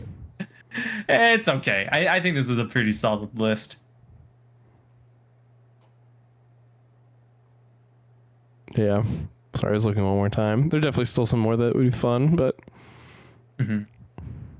It's weird because like this is like a different kind of tier list. This isn't like our opinions of what we want. This is just like what we think we can see in a roster yeah. for Marvel Tokon Fighting Soul. That was a fun take, though. Let's Yeah. go through it all really quickly because there's a lot to go through. You want to start from? Should we start from the top and go down? I think we should actually do it. That's the opposite of how we normally do it, but I think that's makes more sense for this one. Yes. So basically confirmed, we have the freaking Avengers, Thor. Well, not yeah, Thor and Hulk. Obviously, we have Wolverine, the face of the X-Men. We have Venom, Spidey's like most notable villain. Doctor Strange, Captain Marvel, Deadpool, and then in likely we have Black Widow, Magneto, Thanos, Groot, Loki, Black Panther, Daredevil, Cyclops, Ultron, Scarlet Witch. It's so weird to see Luna Snow in that list, bro. Just all these characters have been in movies, and then you just see Luna Snow in that list. Debatable. We got Magic, Shang-Chi, Nightcrawler, and Gambit. Probably Please. our 2 most wanted characters. Those should honestly. I think Nightcrawler should be in Pipe Dream or DLC, honestly, but I won't. I'm Nah. projecting. We have our copium. We have our copium. Yeah. Jean Grey, Blade, Cloak and Dagger, Hawkeye, Winter Soldier, Hela, Falcon, Moon Knight, and then for DLC we got Luke Cage, Miles, Rogue, Psylocke, Squirrel Girl, Ant-Man, Silver Surfer, and Vision. And then in a different multiverse, we have Punisher, X-23, Gamora, Spider-Gwen, Drax. I don't know why. I just think of Kratos when I see him. Drax. And then the Fantastic Four, Invisible Woman, Human Torch, Mr. Fantastic, and the Thing. And then Pipe Dream. J. Jonah Jameson, Carnage, both of Spider-Man's like biggest villains side by side. Dormammu, Doc Ock, Bullseye, Mysterio. A lot of Spider-Man love in I here. know. Dude, Elektra. just give me. You know what? The Marvel fighting game's cool. Whatever. Give me a Spider-Man fighting game. Spider-Man fighting game. I think Elektra would be really cool. She has size. Yeah. Quicksilver, Charles Xavier. Is he in the chair or no? Yeah, he definitely is. Prowler, Apocalypse, Mystique, and then finally Fing. I actually think Fing Fang Foom would be like a cool, like weird character. You know, He'd be so sick, Like, dude. They'd make him like a Godzilla. Yeah, I think he'd actually be kind of fire if they put him in the game. And that's our list. I hope y'all enjoy it. What a silly little tier reasonable list for we the most did part. this week. But Yeah. I had fun. We were just both so excited about this game, and we couldn't think of a better tier list. So this gave us an excuse to keep talking about it. So Yeah. I hope So- you all enjoyed. Thank you for joining me once again, Fahad. Yes, of course. Thank you for having me again. I hope you're not getting tired of me at this point. Never. I could never. I do think we will have a different guest host next week, potentially. Everything always still up in the air, but we'll see. So as always, the best way to find out for sure is make sure that you are subscribed to us on iTunes, Spotify, and YouTube. Make sure you like and comment on all those, please. We do appreciate the support. I know we are still not consistent with what day we put things up, or even whether it's bi-weekly or weekly, but we're just doing this Or with for who? fun, or with who. But we appreciate the support, and it's just something fun for us to all get in here and talk about things we're passionate about, like Marvel, Tokon Fighting Souls, which you will hear us talk much more about on this podcast, I'm positive. So thank you again, Fahad. Anything you want to plug? I mean, I didn't plug anything last time. Instagram FAHDOO.LADOO. If you want to check me out there. But pretty much that's pretty much it. Thank you again for having me, Chris. I love getting to chat with you. I love getting to chat about gaming or movies or television in general. And honestly, it's always just great talking to you, like regardless of what the topic is. So thank you for having me again. That means a lot, man. And the feeling is mutual. I definitely enjoy our chats, and we were chatting about the end of Expedition 33 the other night, late into the evening, and now we're out here chatting about fighting games late into the evening. So these are some of the most fun things to talk about. So I appreciate your company and all the insight that you bring to this stuff. So thank you so much. Of course. Well, that does it for episode 12 of the Teardrop Pod. Make sure that you tune in next time. And until then, keep on dropping those tears. Bye, everybody. See ya.